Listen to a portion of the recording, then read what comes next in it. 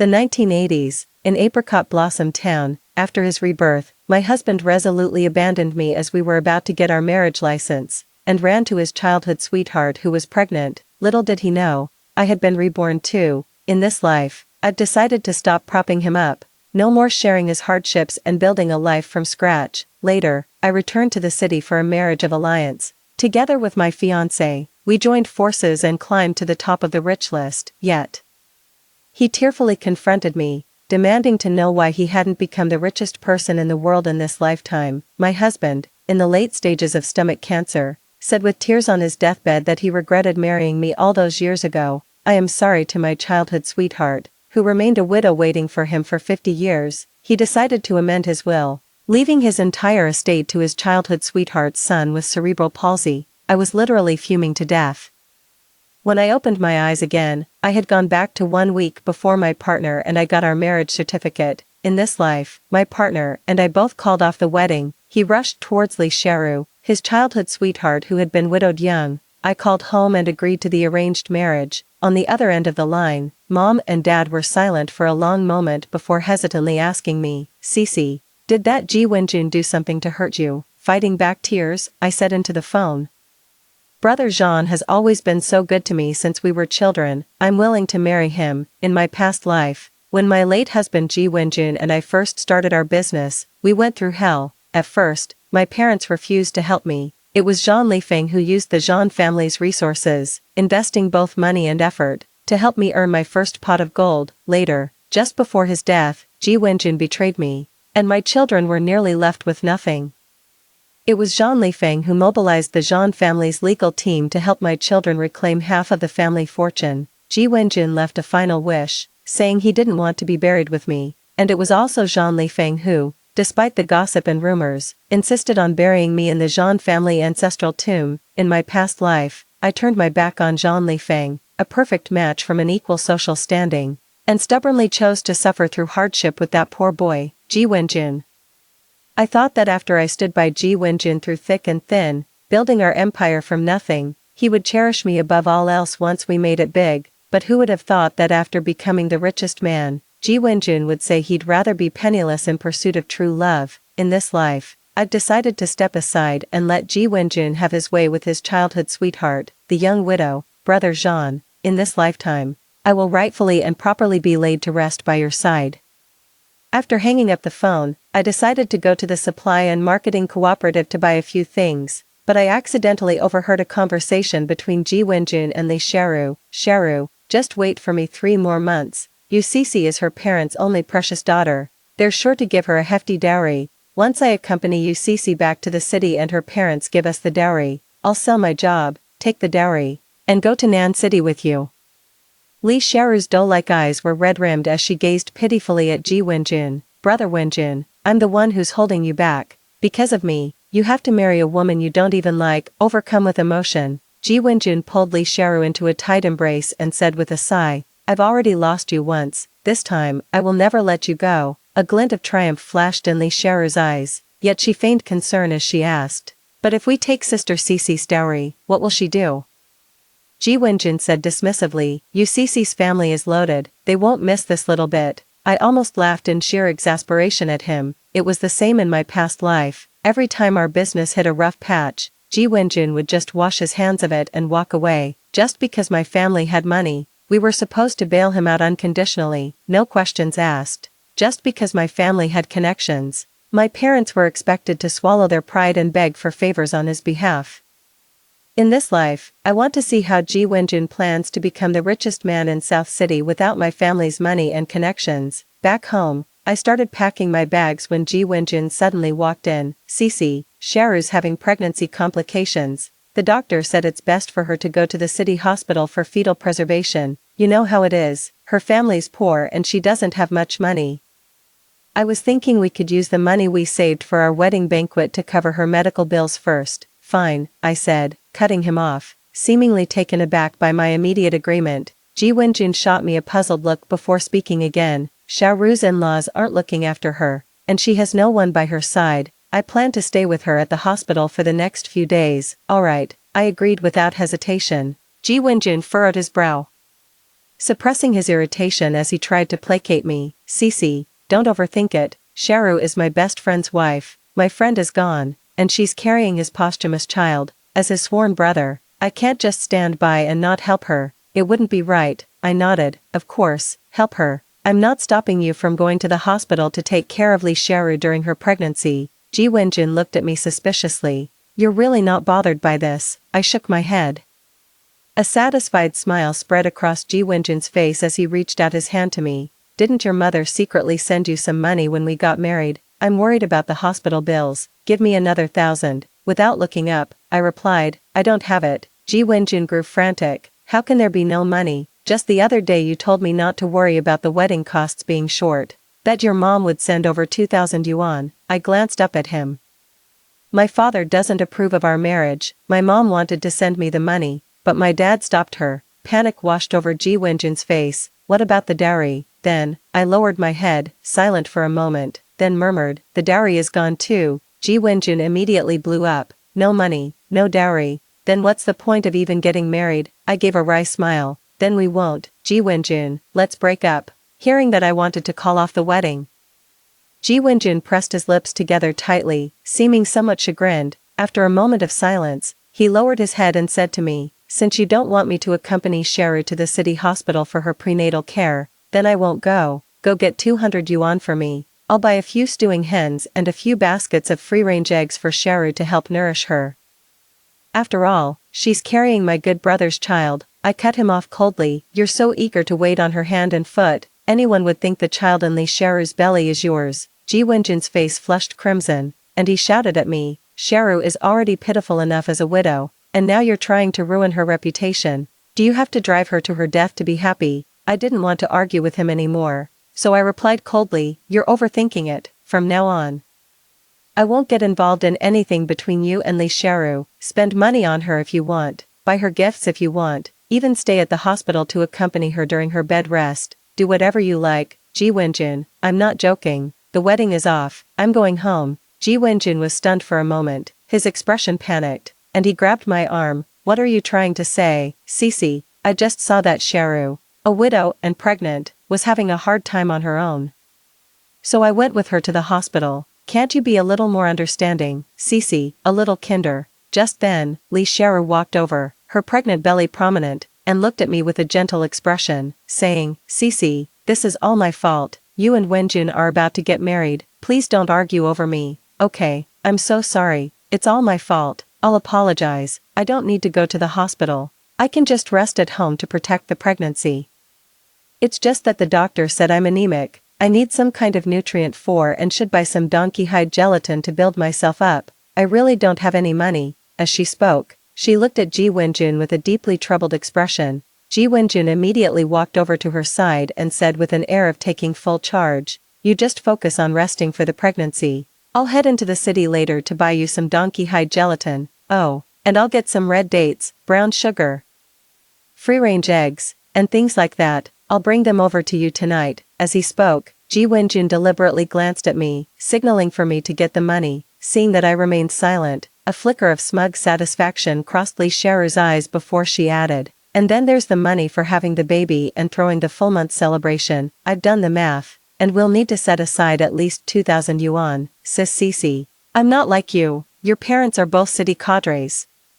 While I'm just a country girl, my parents favor sons over daughters. When I got married, my dowry was just 2 quilts. They didn't give me a single cent. I heard from brother Wenjun that for your wedding, your mother sent you 2,000 yuan. Could I borrow that money for now? Don't worry, sister Cece. Once the baby is born, I'll pay you back even if I have to sell everything I own. Moved, Ji Wenjun interrupted Lee Sharu. We're family. There's no need to talk about paying back. Besides, once Cece marries me, she'll be your sister-in-law. Isn't it only right for a sister-in-law to look after her brother's wife? Lee Sharu stared at me wide-eyed. Cece, about that 2,000 yuan. A bitter laugh escaped me. I suddenly wondered what expression Ji Wenjun and Lee Sharu would have when they realized all their scheming had come to nothing in the end. So, I said on purpose, when my mom tried to wire me the money, my dad found out. She said she can't send it for now and needs to wait a few days until he cools down. Ji Wenjun quickly pressed, how many more days will it take? At least a week, I'd say. As soon as I finished speaking, Ji Wenjun and Lee Sharu exchanged a quick glance, their faces lighting up with excitement. As he was leaving, Ji Wenjun turned to me with a gentle look and said, "Cece, it's so generous of you to show such concern for Sharu. That's exactly how an elder sister-in-law should act.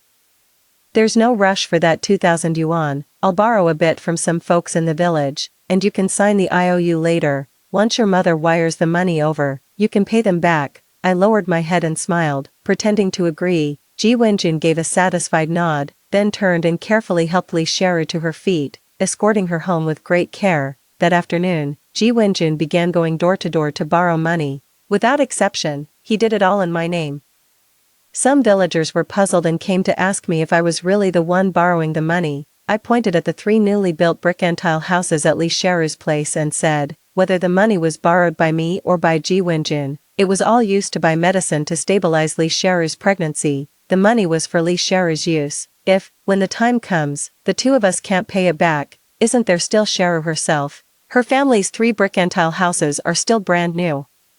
They should easily fetch several thousand, right? When the villagers heard there was a house as collateral, they surprisingly let Ji Wenjun borrow 2,000 yuan in no time, holding the expensive donkey hide gelatin Ji Wenjun had bought for her. Lee Sharu was so moved her eyes welled up with tears. "Cece, thank you for being willing to lend me the money." I waved my hand and pointed at Ji Wenjun beside me. "You should thank your brother Wenjun instead. He's the one who went door to door to borrow every last cent." I said it loud enough for the passing villagers to hear. The looks they gave Ji Wenjun and Lee Sharu were dripping with insinuation. One is a virile, hot-blooded man in his prime, the other is a young and pretty widow. It's a situation any sensible person would know to avoid. Are these two truly naive or just pretending to be? Do they really think hiding behind their old schoolmate connection is enough to shield them from the gossip?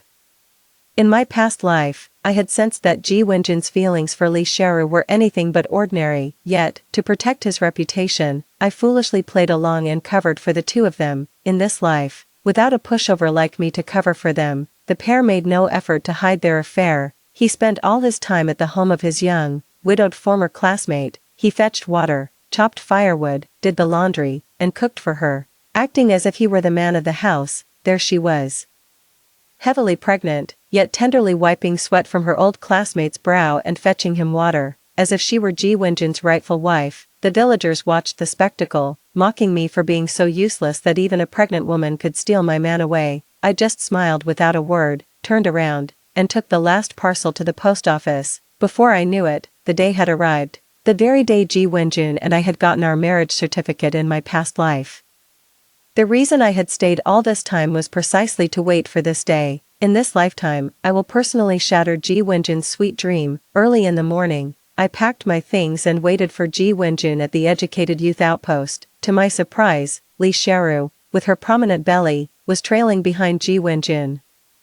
She was dressed in a bright red cotton-padded jacket, her cheeks flushed. Then there was me, wearing a dark blue denim work jacket. Anyone who didn't know better would have thought Lee Sharu was the one getting married today. Before I could even speak, Ji Wenjun took the initiative to explain. "Back when we were poor, when Sharu married my brother, they couldn't even afford to take wedding photos. She said I look a lot like my brother. Since we're going to take wedding photos today anyway, I figured I might as well take one with Sharu, consider it as my brother making up for those missed photos with her." Hearing such an outrageous statement, the villagers watching were utterly stunned. I just laughed. "Why don't the two of you just make it official? Go take wedding photos and get a marriage license already." Ji Wenjun's face instantly darkened. "You Cece, what are you implying?" I sneered. "Exactly what it sounds like, Ji Wenjun. We're not even married yet. And you want to use my dowry to support your buddy's wife. I think you should just marry her yourself. That way, you can spend your whole life taking care of her openly and honestly." Ji Wenjun stared at me with a dark expression. Lee Sharu suddenly covered her face and began to cry. "Cece, it's my fault. It's all my fault. I was just so envious of you. Envious that you get to marry a wonderful man like Brother Wenjun. Envious that you get to take wedding photos with him.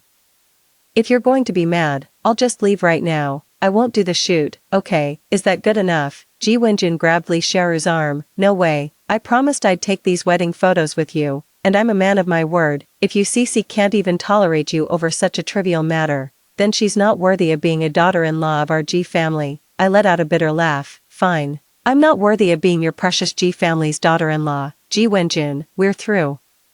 When I uttered the word breakup, a flicker of delight flashed in Li Xiaoru's eyes. Ji Wenjun pressed his lips together and said to me with displeasure, "You see, Xiaoru used to say you often bullied her, and I didn't believe it, now I see it for myself, you really do have it in for her at every turn. Let me make myself perfectly clear, my brother is gone, Xiaoru and the child she's carrying are my responsibility for life. If you can accept that, come with me to get the marriage license right now. If you can't handle it, then we're through," I sneered. "Fine, we're done, I'll head back to the city today. Wouldn't want to keep you and Li Xiaoru from your wedding photo shoot." Right there in front of the whole village, I laid bare the secret between Ji Wenjun and Li Xiaoru, leaving them both flushed with embarrassment. The onlooking villagers immediately broke into a chorus of excited gossip. "What did I tell you?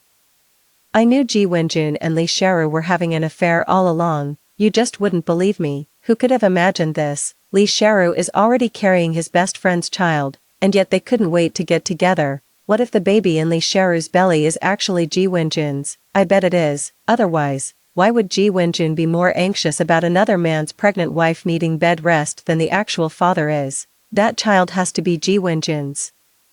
Why else would he be borrowing money all over the place to buy prenatal medicine for Li Xiaoru?" Listening to the villagers clamoring gossip, I could barely hold back my laughter. Finally, someone caught on. "Wait a minute, Ji Wenjun said his wife would pay back that money for him later, but now, UCC doesn't want to marry him anymore, so who's on the hook for that debt?" The villagers who had lent money to Ji Wenjun immediately surrounded him, demanding an explanation the moment they heard I was calling off the wedding. Ji Wenjun looked at me pleadingly. "UCC, you promised, once your mother sends the money, we can pay off this debt right away." I threw my hands up in a shrug. "And I also told you, that money is the dowry my mother saved up for me. Now that our engagement is off and you're not going to be my husband, how can you possibly expect to spend my dowry money?" Ji Wenjun was completely dumbstruck. He and Li Xiaoru had planned to pin this 2,000 yuan debt on me. Once they run off with the money, the creditors will come straight to me for repayment, since I'm the one who signed all those IOUs. But it was only at this very moment that Ji Wenjun remembered, I had never actually signed those promissory notes he gave me. I took my time savoring the kaleidoscope of emotions flashing across Ji Wenjun's face. Only when I'd had my fill did I slowly pull a stack of IOUs from my bag. With a rustle, the flurry of promissory notes was flung right into Ji Wenjun's livid face. "You borrowed that money yourself, so you can pay it back yourself. I'm done with this." With that, I got on my bicycle and left the small village I had called home for 5 years. From behind me came the sound of Ji Wenjun's furious, roaring curses, and then Li Xiaoru's nervous, explanatory voice. "All that money was borrowed by brother Wenjun. It has nothing to do with me." Ji Wenjun exploded in a rage. "You bitch. I didn't spend a single cent of that money on myself, it all went to buying you those damn supplements. And now you think you can just wash your hands of this? Dream on." The scene descended into utter chaos. I still didn't manage to get back to the city that day. The villagers called the police. They demanded Ji Wenjun and Li Xiaoru pay back the money, but the two couldn't come up with it, insisting over and over that the money had been borrowed from the villagers in my name. The police called me in for questioning. After I explained the whole situation, even the officers thought it was absurd. Since Ji Wenjun and I never officially registered our marriage, we aren't legally considered husband and wife. Therefore, the money he borrowed from others cannot be considered our joint marital debt. Furthermore, my signature is nowhere to be found on any of those IOU notes. In the end, the police ruled that these debts had nothing to do with me. I was released on the spot. But Ji Wenjun and Li Xiaoru, having defaulted on their debts, were surrounded by a crowd of creditors at the police station, too afraid to come out. The next day, I finally boarded the train back to the city. Just as the train was about to depart, I spotted Ji Wenjun on the platform. He chased after the train, shouting as he ran, saying he knew he was wrong. He said he wouldn't have anything more to do with Li Xiaoru or the child she's carrying. He also said that if I was willing to stay, he would treat me right from now on. Give me a break. What does he have to offer me? With his job as a town film projectionist and his measly 25 yuan a month salary? Or are you just relying on that mouth of his that only knows how to swear oaths and make promises? As I stepped out of the station exit and looked up, right at the front of the crowd, I saw my parents and Zhang Lifeng. My dad's eyes were rimmed red, my mom gave my arm a hard slap, and before I could even cry out in pain, she pulled me into a fierce hug. "You foolish girl, how could you abandon your own parents for a man? Talk. Do you dare do it again?" I looked at Zhang Lifeng with an awkward expression, looking back. During those years of the up to the mountains and down to the countryside movement. The reason I gradually grew fond of Ji Wenjun might have been because I saw a bit of Zhang Lifeng in him. Zhang Lifeng and I were childhood sweethearts, having grown up together in the same compound. Back then, Zhang Lifeng was the undisputed king of the kids, while I was just a little squirt still in split pants. I remember, even though Zhang Lifeng didn't much like playing with us, he wouldn't stand for any of the local bullies picking on us either. Later, during the down to the countryside movement, I was assigned to Xinghua town. Zhang Lifeng, however, because his grandfather was labeled a capitalist roader, got caught up in the fallout. His whole family was sent to the northernmost reaches of the country. Who would have thought that when we met again, our two families would already be discussing marriage arrangements, since our families knew each other inside out, and Zhang Lifeng and I had grown up together. The marriage was arranged in no time. A month later, Zhang Lifeng and I officially registered our marriage. The wedding ceremony was held at the Zhan family's ancestral home. After the Zhan family's name was cleared, many of their former houses and shops were returned to them. The ancestral home is steeped in classical elegance and covers an exceptionally vast area, almost like a Suzhou-style garden landscape, but my family wasn't lacking either. When I got married, my parents gave me half of the Yu family's fortune as my dowry. Ji Wenjun probably never dreamed in his wildest imagination that by being wholeheartedly devoted to me, he would gain far more than the mere 2,000 yuan my mother had promised. After our marriage, at my suggestion, Zhang Lifeng decided to venture into the home appliance industry. In my past life, not long after I married Ji Wenjun, his job as a township film projectionist went under. As the 1990s rolled in, many households had acquired televisions and VCD-DVD players. I figured with his experience as a projectionist, Ji Wenjun was sure to make money in this line of work, so I invested my entire life savings to support his entrepreneurial venture. Later, Ji Wenjun successfully rode the wave of the times and became the undisputed home appliance king of Nanjing. In this life, after being reborn, Ji Wenjun found it wasn't so easy to simply replicate the entrepreneurial success of his past life. The home appliance business I ran with Zhang Lifeng was booming. The Zhan family owned many shops in the South City, which significantly lowered our rental costs during the startup phase. On top of that, there was the substantial dowry I brought with me upon marriage, along with the support from my maternal family. With the backing of my family, in just 2 short years, Zhang Lifeng and I became the undisputed appliance kings of Nanjing. Now, look at Ji Wenjun, after his rebirth.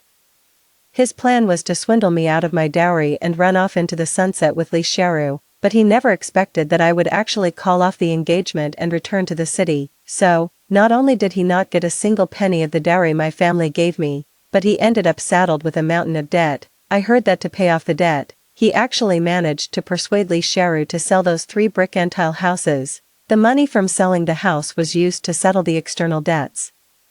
With what was left, Ji Wenjun planned to follow his previous life's playbook and make his first pot of gold by flipping household appliances. But just then, Li Xiaoru went into a difficult labor. The ironic part is, they initially used Li Xiaoru's supposed malnutrition as an excuse to try and trick me into lending them money for her supplements. In the end, it turned out that during her pregnancy, Li Xiaoru had overdone the supplements, causing the baby to grow too large. She nearly died in childbirth. I heard the baby was deprived of oxygen for too long in the womb and was born with cerebral palsy. Li Xiaoru also suffered a severe hemorrhage during the difficult labor and had to have her uterus removed. When Ji Wenjun learned that Li Xiaoru had undergone a hysterectomy and could no longer bear children for him, his expression immediately changed. The two had originally agreed to get their marriage license as soon as the baby was born, yet, even with the child nearly 2 years old, Ji Wenjun still refused to register the marriage with Li Xiaoru. He even wanted to use the money from Li Xiaoru's house sale to flip home appliances in Nanjing. In my past life, I gave every penny I had, even borrowed heavily from relatives, and poured all my resources into supporting Ji Wenjun's startup venture. But this time, I was afraid that if Ji Wenjun's business succeeded and he made a fortune, he would abandon me. Li Xiaoru did everything she could to obstruct him, stashing all the family's money at her parents' home. Little did she know, her brother had a gambling problem. In less than a month, he gambled away every last bit of the secret savings Li Xiaoru had hidden there. Ji Wenjun had long considered that money his startup fund when he heard Li Sharu's brother had gambled away every last cent, he nearly beat her to death that very night. In this life, without my interference. After Ji Wenjun and Li Sharu reconciled, they didn't live happily ever after like a fairy tale prince and princess. Ji Wenjun resented Li Sharu for ruining his marriage to me. He hated that she would rather give the money to her brother for gambling than support his business venture, like I did. After realizing Li Sharu was nothing but a dead weight to his career, Ji Wenjun actually started going on blind dates behind her back. Li Sharu now despises Ji Wenjun with every fiber of her being. She loathes him for his worthless promises. He swore he'd take care of her and their child for life, but the moment he found out she was broke and had lost her uterus, he turned on her without a second thought, and to top it off, he had the nerve to sneak around and date other women. With her house gone and her reputation in tatters, Li Sharu has no choice but to cling to Ji Wenjun for dear life. Whenever Ji Wenjun went on a blind date, she would show up at the woman's door with her child, kneel before her, and beg through tears to let Ji Wenjun go and give her and her child a chance to survive. After a few rounds of this, matchmakers from all the surrounding villages were too scared to set Ji Wenjun up with anyone. Li Sharu then pressured Ji Wenjun to marry her, but he was completely consumed by his dream of becoming the richest man in South City and looked down on Li Sharu, who offered no help to his ambitions. They remained locked in this stalemate for 3 years. Li Sharu never managed to marry Ji Wenjun, and Ji Wenjun never managed to save enough money to start his business in South City. Zhang Lifeng and I haven't exactly been idle these past 3 years. Zhang Lifeng imported the latest home appliance production lines from abroad, expanding from just sales into the manufacturing side of the business. No matter how busy he got, though, Zhang Lifeng insisted on taking me with him everywhere. On the occasions I couldn't be bothered to move, he'd put on this pitiful look and say, if I don't go with him, those business associates out there are sure to arrange escorts for him. I have to protect his virtue. I didn't know whether to laugh or cry. Once I became pregnant with triplets, Zhang Lifeng instantly turned into a homebody, even refusing to go on business trips. 8 months later, I successfully gave birth to triplets, 2 boys and a girl. After the delivery, Zhang Lifeng broke down in tears, then went behind my back and secretly got a vasectomy. He even justified it by saying that, as a representative of private entrepreneurs, he should lead by example in following the policy and that 1 child was enough. Carrying triplets took a huge toll on my body, and I was in poor health for years after giving birth. Zhang Lifeng was at a loss and, after listening to some guru or other, started throwing himself into charity work everywhere. I never expected to run into Ji Wenjun and Li Sharu again at a charity event. Ji Wenjun still hadn't given up on his entrepreneurial dream, however. Without the support of my dowry or the help of my family's relatives in this life, he had to start from the very bottom. He rented a storefront in Xinhua town, repairing household appliances for people and dabbling in the business of buying and selling second-hand electronics. When Ji Wenjun went out on service calls to repair appliances, he would leave Li Sharu in charge of the shop. That day, after Zhang Lifeng and I had donated a batch of books, stationery, and sports equipment to Xinhua Town Primary School, we had just stepped out of the school gate when we heard a commotion coming from the street. Looking up, I saw Ji Wenjun in his greasy work clothes, one hand gripping Li Sharu's hair, the other slapping her hard across the face. Ji Wenjun cursed Li Sharu for having no shame, daring to close up the shop while he was away and fool around inside with the barber next door. Li Sharu called Ji Wenjun shameless, accusing him of wanting her to do the laundry, cooking, and mind the shop, yet refusing to marry her and give her a proper status. In the heat of their argument, they actually brought up my name, with a red handprint still visible on her cheek and eyes brimming with tears. Li Sharu lashed out at Ji Wenjun. You don't actually think that by dragging your feet and refusing to marry me, you can just waltz back and marry you Cece, do you? In your wildest dreams, I've made inquiries. That you Cece got married ages ago, she's even had 3 kids by now. What on earth makes you think she'd wait around for you? I heard her husband is the richest man in the South District, the home appliance king. Compared to a man like that, who the hell do you think you are? A lowly appliance repairman? What a joke.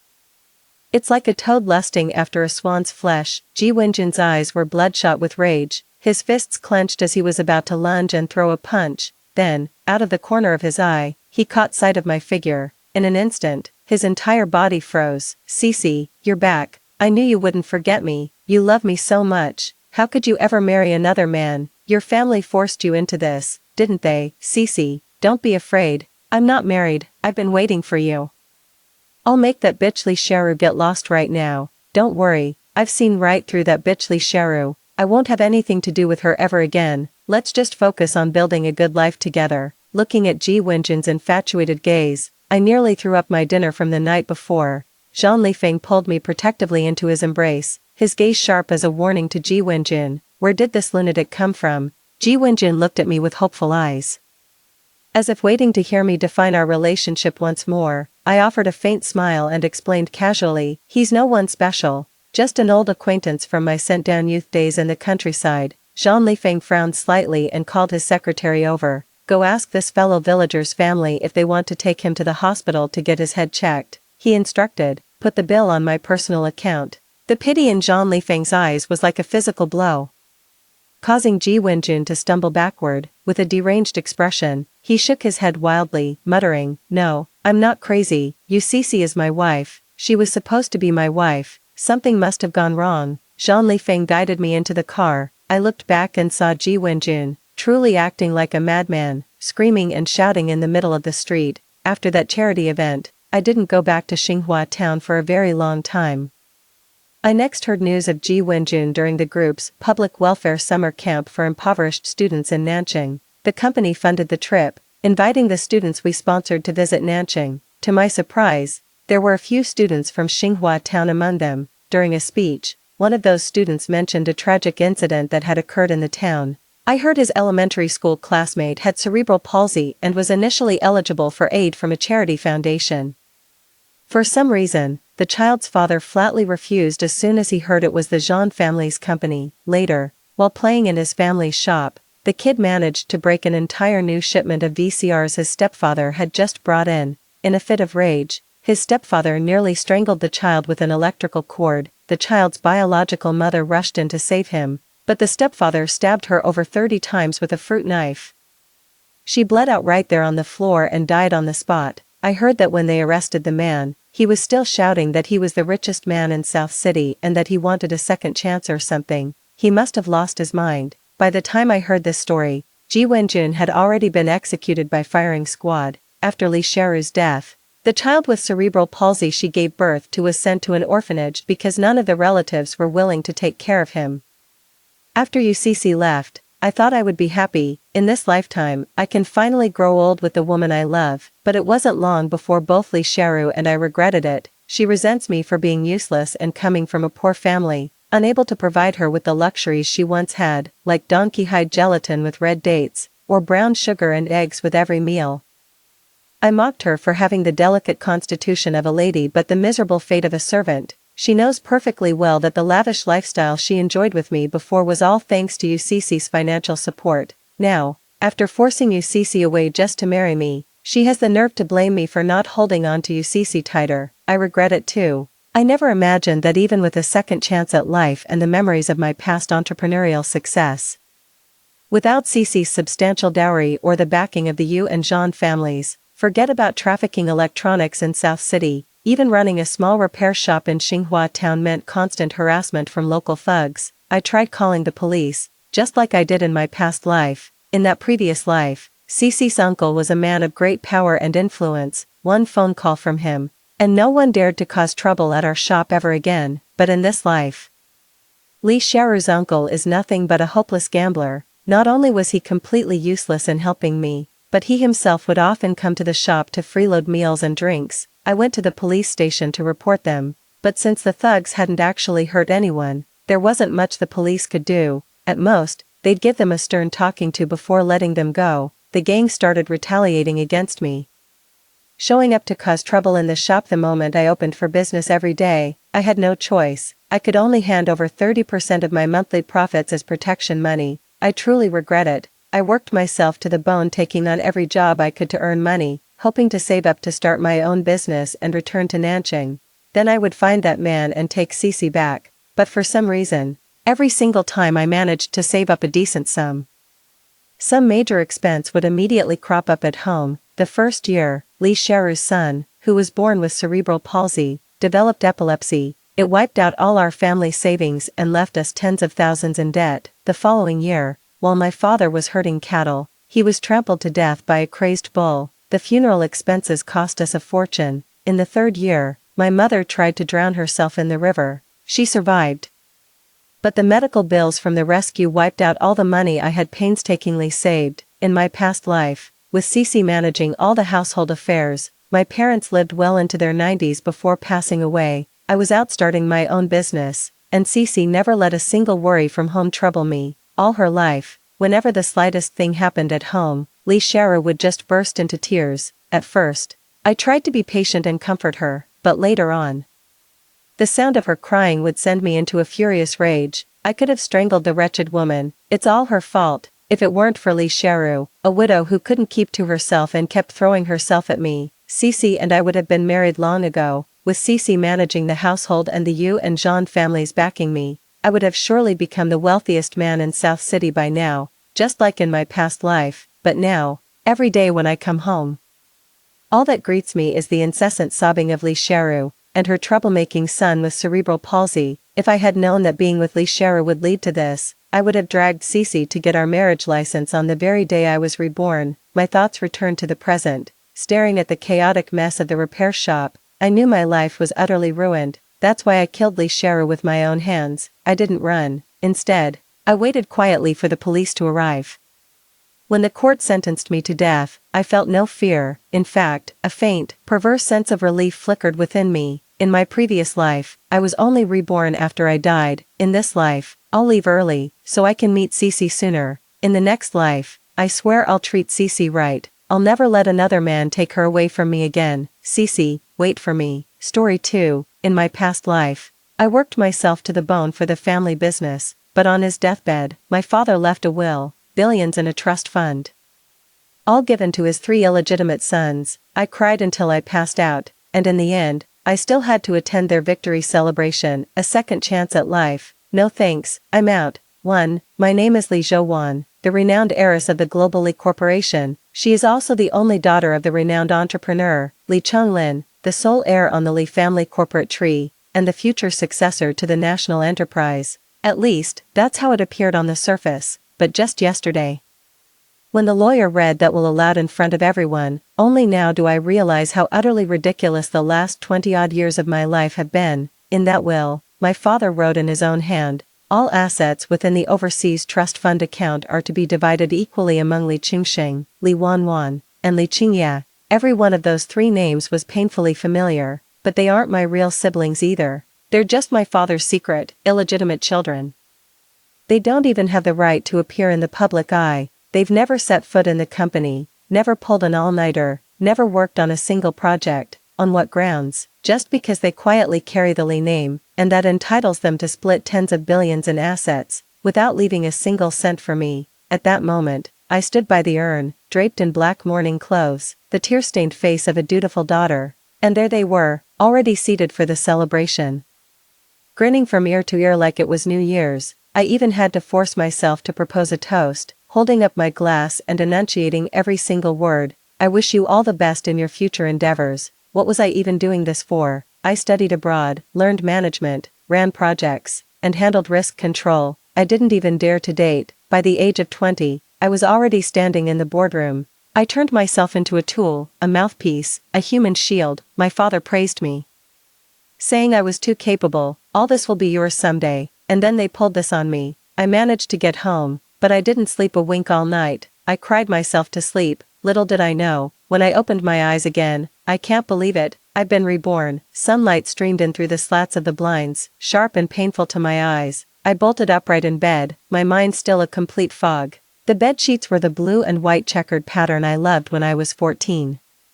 The sheets were faded from washing, still carrying the scent of lemon laundry detergent. Pages from The Sorrows of Young Werther were pasted on the wall. A corner had curled up from the dampness. I couldn't sleep well that stifling summer. I looked down at my thin arms, then over at the daily newspaper on the table. The date stared back at me, August 28, 1994, 14 years old. It was the very day before I went abroad to study in my past life. My heart gave a sudden, heavy thump. I really have been reborn. Those 3 bastards haven't fully grown up yet. Some of them haven't even been born. Lu Qianyun, that demure and soft-spoken Secretary Lou. She hadn't yet become that vixen who controlled half the company. My dad, he was still pretending to dote on me. He hadn't yet had the chance to write that fateful will. I sat on the bed, staring quietly out the window as the breeze from the sill drifted in. It suddenly dawned on me that I don't need to try anymore.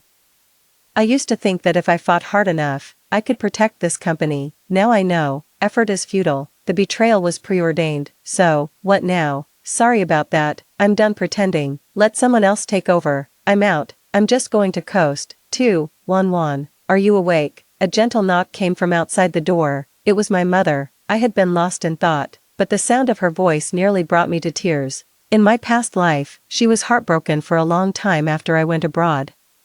She insisted she was fine, but the moment she turned away, she was secretly crying in her room. She sent me away to keep me from getting tangled up in the family's troubles. What she never told me was that in all the years I was gone, she shielded me from so many storms, all while battling her own illness. For the sake of her penniless father, she fell out with her grandparents. She devoted herself entirely to her husband, only for him to not only fail to protect her from life's hardships, but to become the very source of her public scandal. I never knew until after she passed away, that for years, she had been diagnosed with a rheumatic autoimmune disease, her bones aching so badly she couldn't get out of bed, yet she never said a single word to me about it. Mom, my nose stung with emotion, and I rushed over, flung the door open, and wrapped her in a hug. She still carried that familiar scent, the clean, fresh aroma of laundry detergent and soap.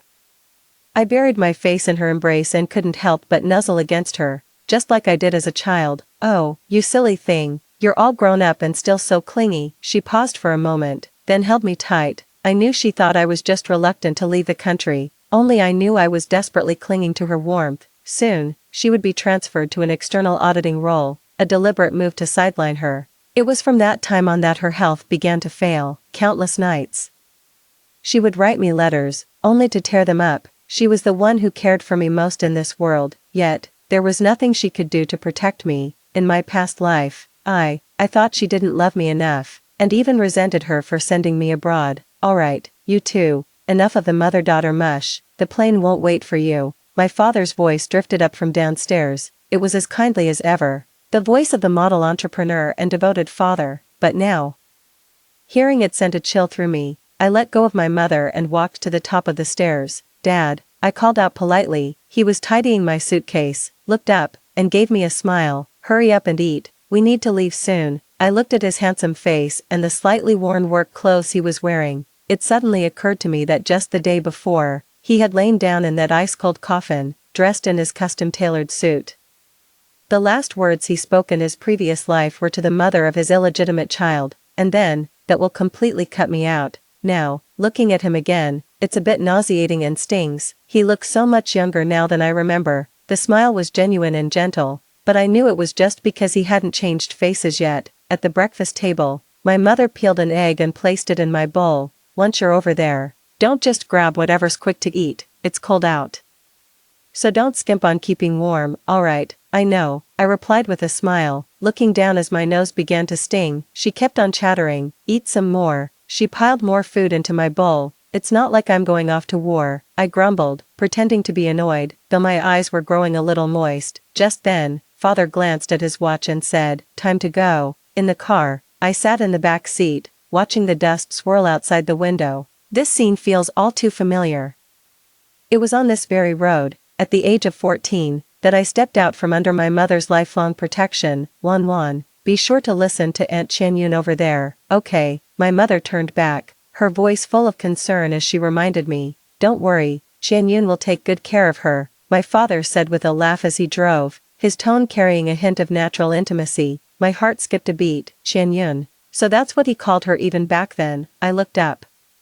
Staring at the back of his head, I spoke slowly. I understand, going abroad, alright. 3. Once on the plane, I wasn't sad, I didn't dwell on it, I just pulled up the neck pillow, tucked in the blanket, and closed my eyes to sleep. I was exhausted. I never got a proper rest in my past lives. I've worked too hard for too many years, never once sleeping soundly. In this life, all I want is a good night's sleep. Let the sky fall. We'll talk after I've had my fill of sleep. As the plane touched down, the sunlight was blinding and a wave of heat hit me. The moment I stepped off the plane, I saw Lu Qianyun. She was wearing a champagne-colored trench coat and high heels, standing outside the crowd and waving at me. Her posture was perfectly straight, the corners of her eyes lifted slightly, and her delicate makeup was paired with a gentle smile. "Hello, Auntie Qianyun," I said with a smile. She stepped forward, took my bag for me, and said warmly, "Welcome, Jojo, you must be tired."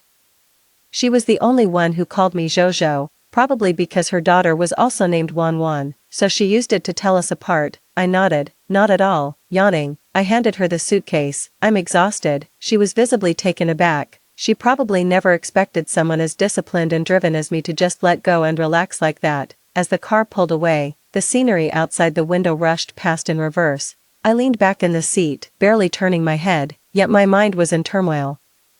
In my past life, every time I came here, I carried my own luggage, booked my own room, and figured out my own route. I never once considered how much this villa was worth, nor did I dwell on how well she lived here. Thinking about it now, Lu Qianyun, just a company employee, lives in a house 10 times nicer than my mom's, and my dad's always going on about how hard she works, saying we shouldn't treat her poorly. The car turned into an upscale community surrounded by greenery.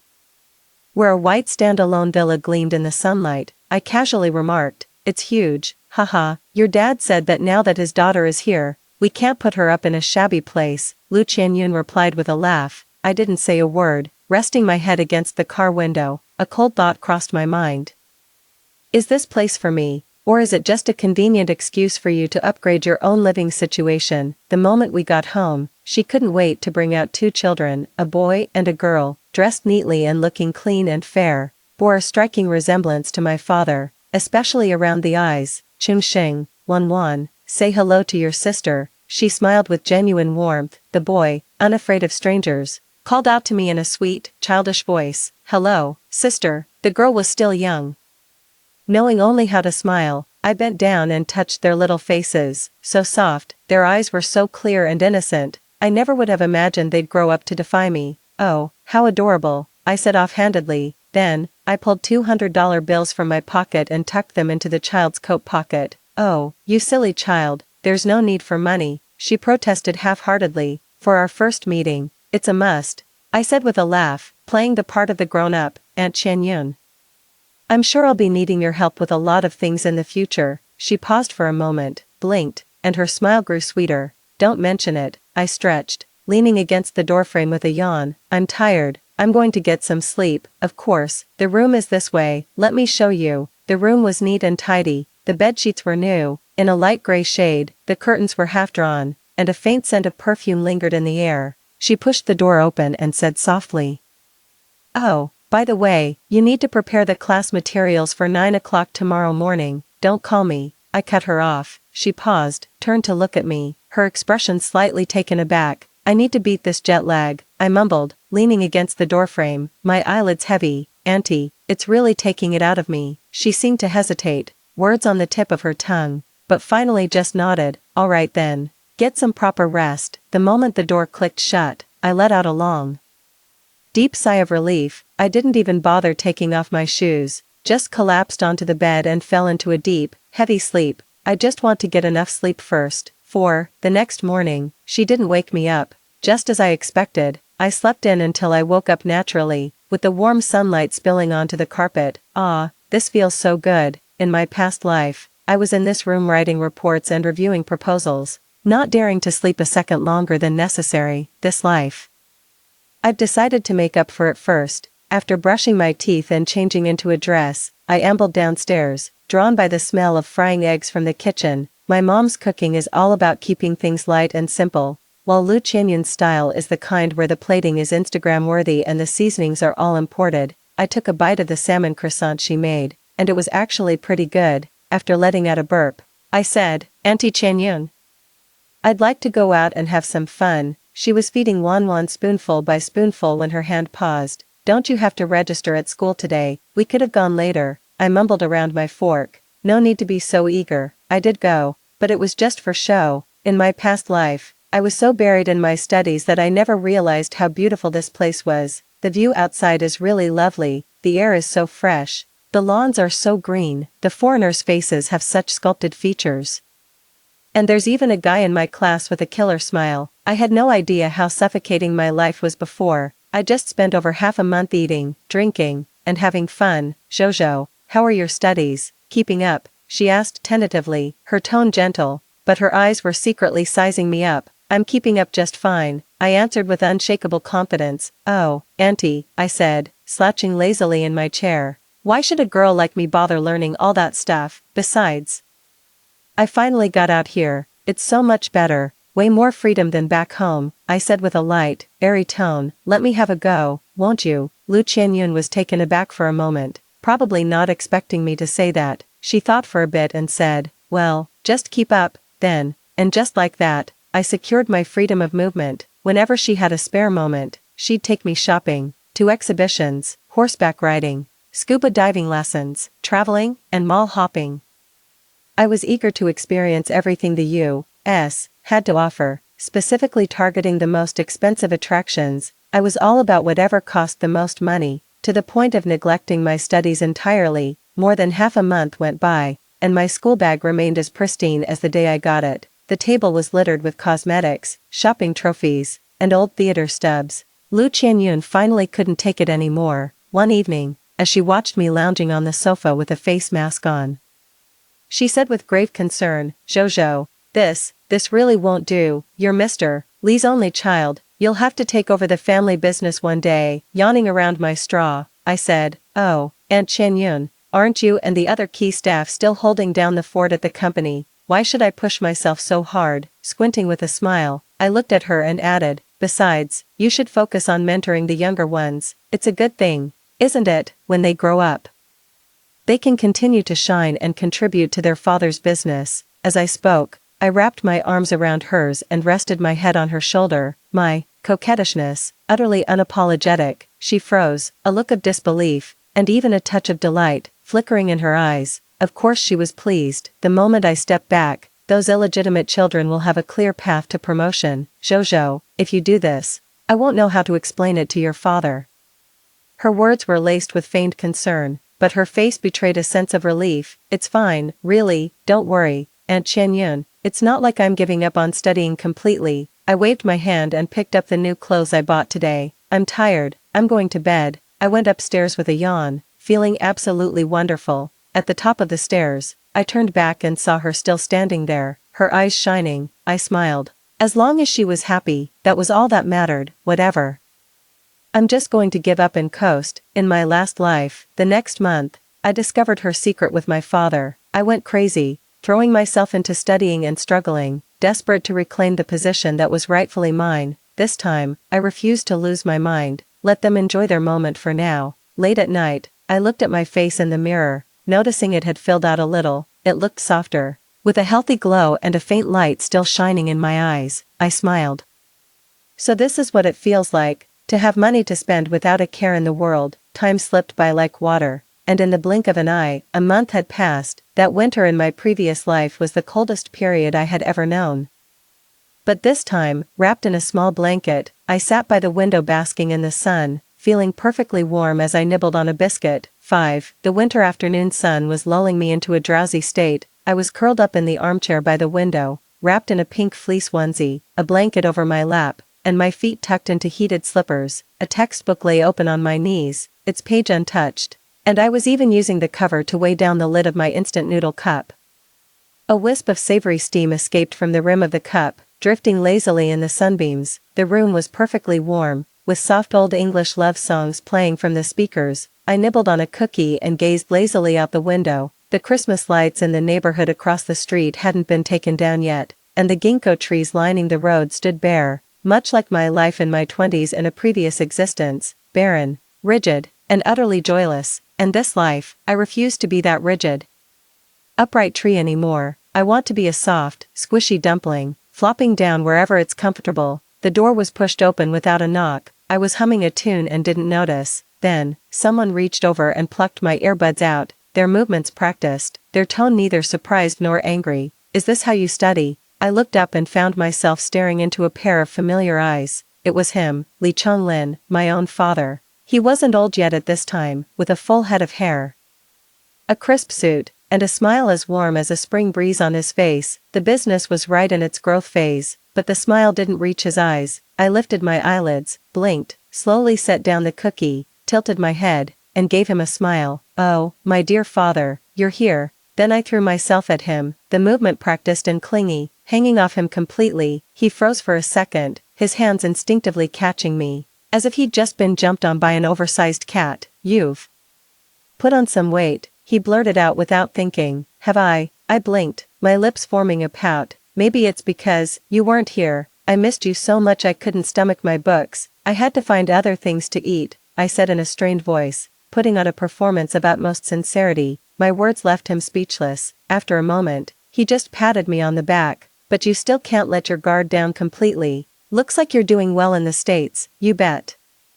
I've been following your advice, eating well, sleeping well, and spending well." Pretending not to notice the disappointment in his tone, I laughed, let go of him, and tugged on his sleeve to lead him inside. "And this is my closet." The moment I slid the door open, it was packed to the brim, vibrant dresses, brand new sneakers, and limited edition bags, all hanging neatly. "Oh, and I've totally gotten into these figures lately," I said, pulling open a drawer to reveal a lineup of anime characters standing in a row, with character stickers even plastered on my instant noodle lid. He took it all in, his eyelid giving a slight twitch. "So, what are you mainly studying these days?" he asked, trying to keep his tone steady.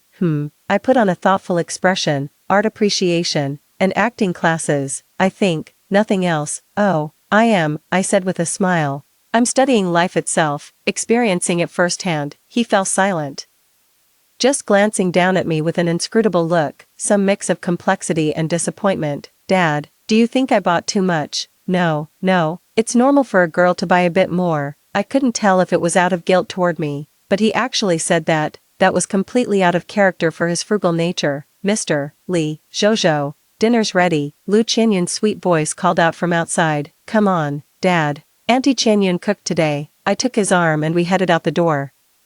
5 or 6 delicate Western-style appetizer plates were arranged on the dining table, their aroma wafting through the air. Lu Qianyun wore a light blue apron, her makeup was fresh and subtle, and the corners of her mouth were slightly upturned. "This one," she said with a smile while serving the dish, "is Jojo's absolute favorite." I looked at the plate of perfectly seasoned pasta before her, and at her face, which was even more exquisite than the dish itself. I suddenly felt the urge to laugh, the thought of how, out of boredom the other day, I'd poked holes in all those boxes of condoms in her room, made it impossible to hold back the smile. "Have lots of kids, so they can take over the family business one day." 6. The semester flew by. I'd been living quite comfortably. I just lived my life, ate when I was hungry, slept when I was tired, and spent money when I felt like it. Along the way, I ended up collecting a whole room's worth of plush toys, colorful sneakers, and limited edition cosmetics. Even before the school's winter break officially started, I asked my dad for time off early, saying, "I want to go back home." He was pretty surprised. Back in my previous life, I was so tight with money that I only went back home once every few years. Back then, my schedule was packed with studies and projects. I was desperate to seize every single opportunity that came my way. This time around, I just want to slack off and take it easy. Before leaving, I made sure to visit every corner of the biggest mall in the U.S. I'm sending box after box of gifts back home. It feels like I'm moving house. This one's for Grandpa. This one's for Grandma, for Dad, for Mom, for Uncle. In my past life, I alienated all my father's relatives for the sake of the company's interests. This time, I remember it all too clearly. I even made a point of packing gifts in advance and sent 3 large boxes to my maternal grandparents. They are the ones who care for my mother and me the most. I can't neglect them again. "Take care on your way." Lu Qianyun saw me off at the airport, her voice gentle and her smile considerate. To be honest, she took care of me with the same unwavering attentiveness as always. It was true in my past life, and it's true in this one. I've always treated her well, spending generously and never making unreasonable demands. But every time I swiped my card without a second thought, I could feel her heart wince a little. I unzipped my backpack, pulled out 3 thick red envelopes, and handed them over with a smile. "Auntie Qianyun, these are Lunar New Year gifts." She was taken aback and instinctively accepted them. 2 would have been plenty. "Why is there a third one?" She pulled one out to hand back. "This is too much." I gave a particularly sweet smile. my gaze falling on her slightly rounded belly. Aunt Qianyun, the little one in there needs some too, you know. I playfully winked. As the words left her lips, she froze, a faint, irrepressible blush coloring her cheeks. This child has arrived even earlier than in the previous life. Good timing, the more, the better. That way, the inheritance will be divided into even smaller shares in the future. After a moment's surprise, she smiled softly and said, "Well then, I graciously accept." The urge to return home was particularly intense. The moment the plane touched down, I dragged my suitcase and jogged towards the exit, spotting my mom the very first second. She stood in the crowd, wearing a beige coat with her scarf neatly arranged. Her makeup was subtle, yet clearly applied with care. When she saw me, her smile reached her eyes, making them crinkle. She opened her arms, waiting for me to rush into them. I just threw myself at her. I held her tight. She still smelled the same, like laundry detergent, hand warmers, and a faint hint of the air. "Back home, Wan, my precious girl, you're finally home." She patted my back, her voice soft and tender. Her eyes were noticeably red-rimmed. Beside her, Grandma stood beaming, a thermos cup in her hand. That was what I had specifically asked for earlier. "Mom, when I come back, please have Grandma come pick me up too." She nodded in agreement. This time, she went along with everything I said. In my past life, my mother, in order to maintain her status as the legitimate wife of the Lee family, would toil like a servant every spring festival for my father's side of the family. I couldn't talk her out of it, and she even scolded me for being inconsiderate. In this life, I sent her clothes early, bought her skincare products, and persuaded her to spend the new year at her grandmother's. She stopped forcing herself and started listening. She transferred a lot of assets to me and added several properties under her name, and even bought new clothes and a better bag, finally willing to spend money on herself. My dear Grandma, I went right in for a big bear hug, nearly knocking both the old man and the old lady off their feet. "Look at you, you've grown again," Grandma said, her eyes crinkling into little crescent moons as she smiled. We first went back to Grandma's house and had a lovely reunion dinner with Grandpa. The steam rose from the table, and the aroma of the dumplings made my eyes sting. Looking at the thick, bulging New Year's red envelope my grandfather handed me, my eyes suddenly welled up. In my past life, I spent every year with my paternal grandparents, receiving few red envelopes and constantly enduring their passive-aggressive remarks. In this life, I will love those who deserve my gratitude with all my heart. That evening, I shuffled into my mom's room, clutching my own blanket. "I'm sleeping with you tonight." She turned to look at me and gave a feigned, helpless laugh. "Oh my, you're still such a clingy child, even at your age." But her hands dutifully tucked me into bed, smoothing the covers around me. I held on to her arm, reluctant to let go. After I was gone in this life, she stopped arguing with Dad. She became much more emotionally stable and softer in her demeanor. "Mom, if you want to start dating, that's perfectly fine, I've got your back." She paused for a moment, then gently poked my forehead. "Silly girl, what kind of nonsense are you talking?" "I mean it," I said, burying my head in her chest, my voice muffled. "Your happiness is what matters most." 7. Joanne. If Grandpa and Grandma say anything unpleasant later, try not to take it to heart. On the drive to my grandparents' house, Dad said this with a complicated tone in his voice. I listened and gave a faint smile. Ever since the illegitimate daughter was born, he hasn't called me Wan anymore, probably to avoid confusion. "Okay, Dad," I said with a nod. The scenery outside the car window was both familiar and strange. In my past life, I hadn't been back here in a long time. Because of the illegitimate child and the business, my family treats my mother and me like sworn enemies, calling me heartless and accusing me of turning my back on my own flesh and blood. I returned to the Lee family's ancestral home. The place was brightly lit, and everyone was there. My grandparents were seated in the places of honor, flanked by my uncles, aunts, and the whole extended family. The dinner table was bustling with activity. It was clear a whole family reunion performance had been staged. I was quite the well-behaved and sweet-tongued child, greeting everyone in turn. "Hello, Grandpa, Grandma, Uncle, Auntie, and Aunt." After the meal, I pulled my mom over to the sofa, sat down, crossed my legs, cracked some sunflower seeds, and got ready for the show. According to the timeline from my past life, this was about the time my grandparents would subtly start hinting at bringing their eldest grandson from outside the family back home. After all, he was the precious male heir, the one to carry on the family line. Everyone was waiting to see my mother and me lose face. I was also waiting for the show to begin. But, for some reason, no one brought it up today. After a long wait, Grandpa finally cleared his throat and slowly pulled a red envelope from his pocket before walking over. "Juan, this is for you." My eyes lit up. This was it. I immediately straightened up, swiftly took the red envelope with both hands, and smiled with genuine delight. "Thank you, Grandpa. Your father's business is growing so much. How about we ask your dad to give you a little brother?" "Yes, please. I've always wanted a little brother or sister. The more, the merrier." "Really?" Grandpa was clearly a bit surprised. "Of course it's true," I said with a smile, nodding. I looked at Grandpa and continued my act. I've even dreamed about it, having a whole bunch of little brothers and sisters, a whole lively crew, all adorable. "See, I knew it. Our Juan is always the sensible one." Grandpa was so moved his eyes grew red. "Grandpa, just think how wonderful it would be to have more grandchildren, a big, thriving family, carrying on the family line." I finished speaking and gave his hand a reassuring pat, my eyes shining with conviction. The uncles, aunts, and other relatives on the side all straightened up in their seats, but the way things were unfolding didn't seem quite right. Mom chimed in from the side with a smile. "I have no objections either, Dad." Hearing this, Grandpa got even more worked up. "You two are so thoughtful." The relatives around us, however, clearly hadn't had their fill of the drama. Their disappointment written all over their faces. Just as the tension was about to rise, my father finally walked in, impeccably dressed in a suit with a smile on his lips. "Dad, I'm perfectly happy with just Juan. Besides, with the current policies being so strict, the pressure is immense. What's the big deal with the policy?" I chimed in right away, blinking at him. "Dad, you could just do what my classmate's father does. Keep her on the side."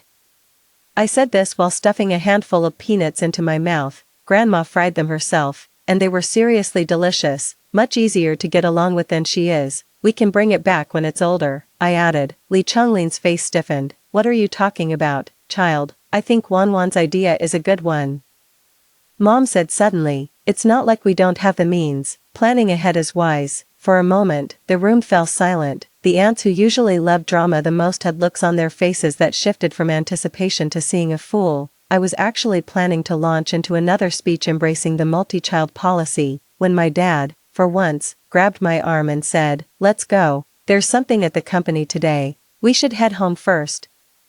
He actually started using company business as an excuse. On the way back, Mom was so tired she dozed off against the car window. I leaned back in the rear seat, casually flipping through the shades of my new lipstick. "Juan," Dad suddenly spoke up, his tone a bit tentative. "Do you really want a little brother or sister?" "Of course," I said with an innocent look. "The more, the merrier." I even dreamt I had a bunch of little brothers and sisters, all lined up asking me for New Year's money. It was adorable. The moment I finished speaking, I clearly felt the car give a little jolt on the road. His knuckles were white where he gripped the steering wheel. "Farewell. One of you is more than enough." There was a hint of weakness in his tone. 8. My vacation was shorter than a menstrual period. Before I knew it, the day had come for me to return to the States. On the day of our parting, I had already dolled Mom up to look absolutely lovely, with the trendiest hairstyle, fashionable clothes, and impeccable makeup. She looked every bit the well-cared-for lady of means who has a doting daughter. My mother has always been frugal, but I told her, instead of saving that money for some man to spend on his mistress, she should invest more in herself and make him regret it. "Take good care of yourself, Juan. Don't worry, Mom." I gave her a big hug, and then gave my dad one too, just for good measure. "Dad, you have to come visit me often, okay?" I smiled sincerely, my eyes clear and bright.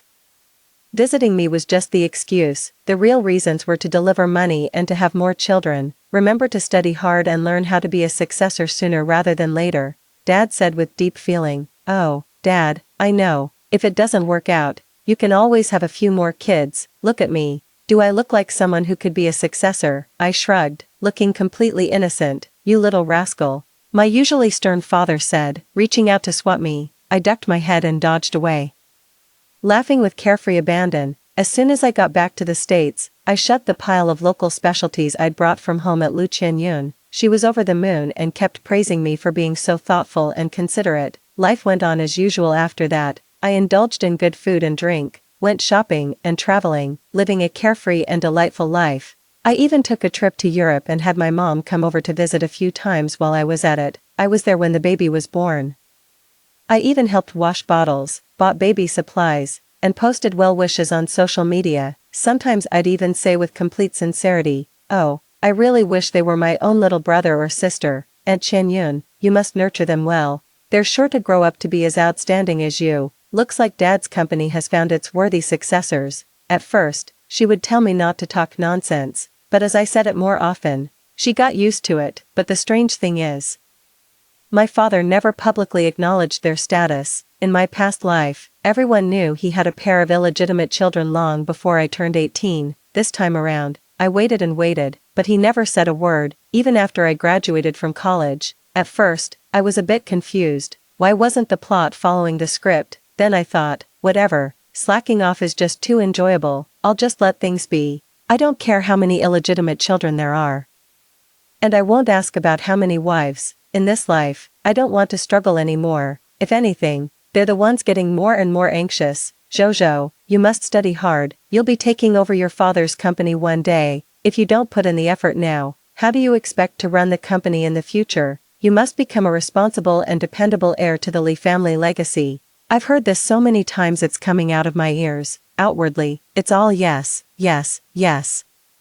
But inwardly, it's a big, fat yeah, right. Studying, that's a good excuse. Using my desire to delve deeper into marketing strategy as a pretext, I managed to squeeze a lot more living expenses out of my dad, traveling while still mooching off the old man. Finally, graduation day arrived. Dad sat down with a cup of tea, his face full of anticipation. "Jo-won, now that you've graduated, what are your plans?" I clung to his arm, my voice dripping with honeyed sweetness. "Dad, I don't have any grand plans. I just want to stay home and live off you. After all, you're loaded." His face fell instantly, turning deadly serious. "Absolutely not. You're my only daughter. If you don't take over, what will happen to the Lee family business?" I chimed in with a cheeky grin. "Oh, come on, I'm perfectly happy being a freeloader. Besides, you're only in your 40s. If you live to 100, you've got over 50 years to go. By the time I'm an old maid, you'll still be young." He was left speechless by my remark. Looking utterly exasperated, I shrugged, hugged a pillow,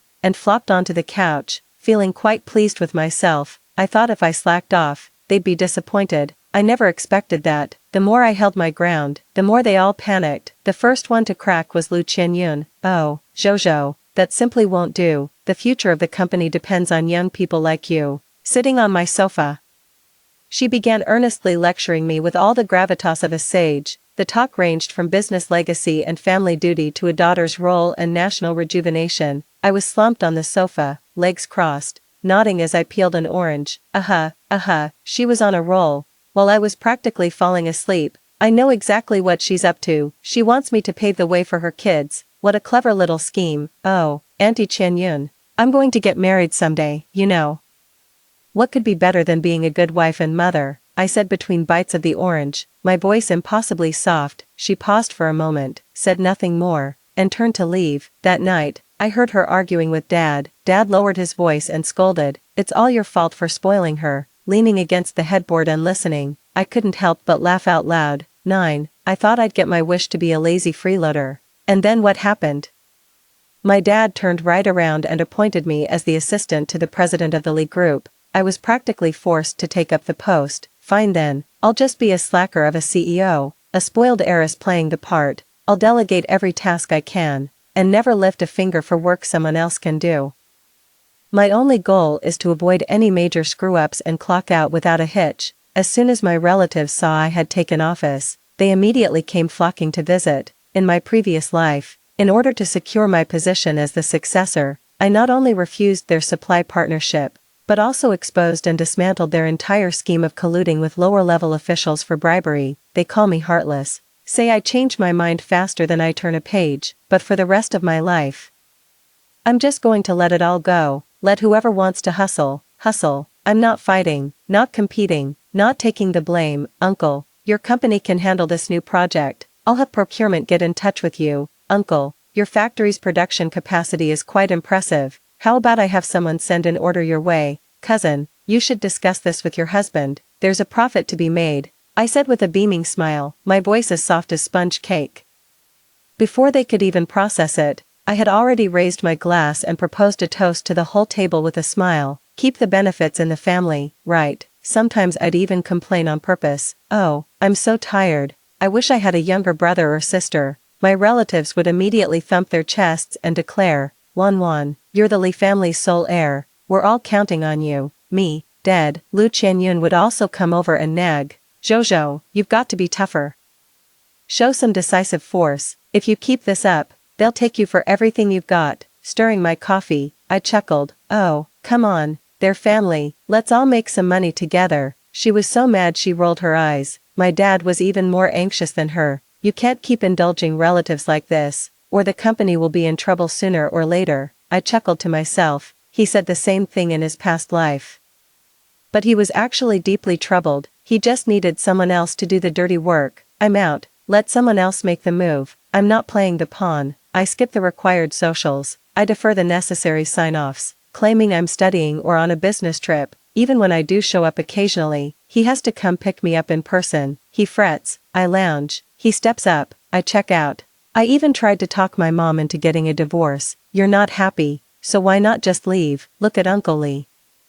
You two grew up together, and he's still waiting for you. At first, my mom told me to stop talking nonsense, but she couldn't hold out against my persistent nagging. I actually dragged my dad out for a talk one day. The Lee family was at the peak of its power back then. Divorcing now means a bigger share of the assets. I rationally explained to her. After all, I knew, based on how things unfolded in my previous life, later on, the Lee family will take a major financial hit. And their assets will shrink considerably, so she's taking a loss, isn't she? But unexpectedly, my father refused. He wouldn't get a divorce and kept coming home every day. Your dad's been treating me lately just like he did when we were first married. In the cafe, my mom was beaming from ear to ear. Maybe, you should just lay your cards on the table. I took a sip of my latte. She waved her hand while eating cake. No need. He already showed his hand, he said. Those children were a mistake. He told me not to tell you. She was beaming from ear to ear. I was stunned for a few seconds, then looked up at her. The sunlight fell on her face, warm and bright. She was finally living a life where she wasn't a doormat anymore. Money really is a woman's best cosmetic. Why does he suddenly want to acknowledge me as his only child? I asked. He said the business is meant for you. You're his only heir. I fell silent for a couple of seconds, looking down and stirring my coffee. I gave a faint smile. How interesting. 10. I just coasted along like that for several years. Li Chonglin was at a loss with me. Maybe he felt he owed me. Or maybe he was waiting for those kids to grow up. Whatever. I'm just here to go with the flow. Then, the year I turned 24, I suddenly felt that even being a corporate slacker was too exhausting. I want to quit my job so I can free up my time to fully embrace doing nothing. But not only did my dad disagree, even my uncles, aunts, and even the company's old-timers came out to stop me. Wan, this company needs you. How are you ever going to learn if you don't get some experience? Exactly, your father isn't getting any younger. You know, my dad is only 50, yeah, right, a whole lot of nothing. According to the script from his last life, he still had 30 years to go. I resisted the urge to roll my eyes and waved my hand dismissively. My dad's still young. Besides, I'm a girl. I'm supposed to get married, right? Once I'm married, the company would just end up belonging to someone else's family, wouldn't it? This was my trump card. The outcome. Nonsense. Your surname is Lee. Even after you marry, you'll always be the Lee family's treasure. Second uncle said with an air of solemn righteousness. Humph. In my past life, he said, a married daughter is like spilled water. Auntie started shaking her head too. Wan, you're just too playful. Your mother really ought to keep a tighter rein on you, huh? This aunt used to be all too eager to see my mother make a fool of herself. How come you're taking my mom's side now? Even more outrageous was my aunt, who actually started sobbing. Your father only has you, his one daughter. You're the rightful heir, the only one to carry on the family line. How can you not take over? You have to step up and take responsibility. I face-bombed. In her past life, she would go on about it every single day. The business will be passed down to a man sooner or later. And a woman is meant to be married off sooner or later. Auntie, I am getting married, I reminded her. Even after you marry, you'll still be one of us, she declared with finality. Your aunt will find you a good man, and he can just marry into our family. The corner of my mouth twitched. What kind of crazy plot is this? No way. Grandma and Grandpa would definitely object. I quickly invoked the two elders. To which they immediately replied, "Don't worry about grandma and grandpa. We'll convince them." Me, great, so everyone's on my dad's side now. All I want is to slack off, take over the family business, not a chance in hell. Seeing that this path was a dead end, I had no choice but to pull out the big guns. The next day, I skipped work and headed straight to my grandparents' house. Smack, a paternity test report was tossed onto the coffee table. "Surely you'll acknowledge your grandson now." I stood with my hands on my hips, thinking, stop playing dumb. Isn't it obvious those kids outside just want to be let in? And yet, the old couple glanced at me, their faces utterly impassive, and then, they kicked me out, but not before shoving a bowl of free-range chicken soup into my hands. Wan, stop fooling around all day long. Get to work, no arguments. I stood at the door, the wind blew, and my whole body froze. What's going on? How did I, the legitimate young lady, become a forced overtime wage slave? They don't want their own flesh and blood grandson anymore. Why is everyone so worked up if I'm the one slacking off? 11. Wan. It's time you learned about business management. Li Changlin is here again. He's actually started calling me Wan again. That's the third time this month already. Dad.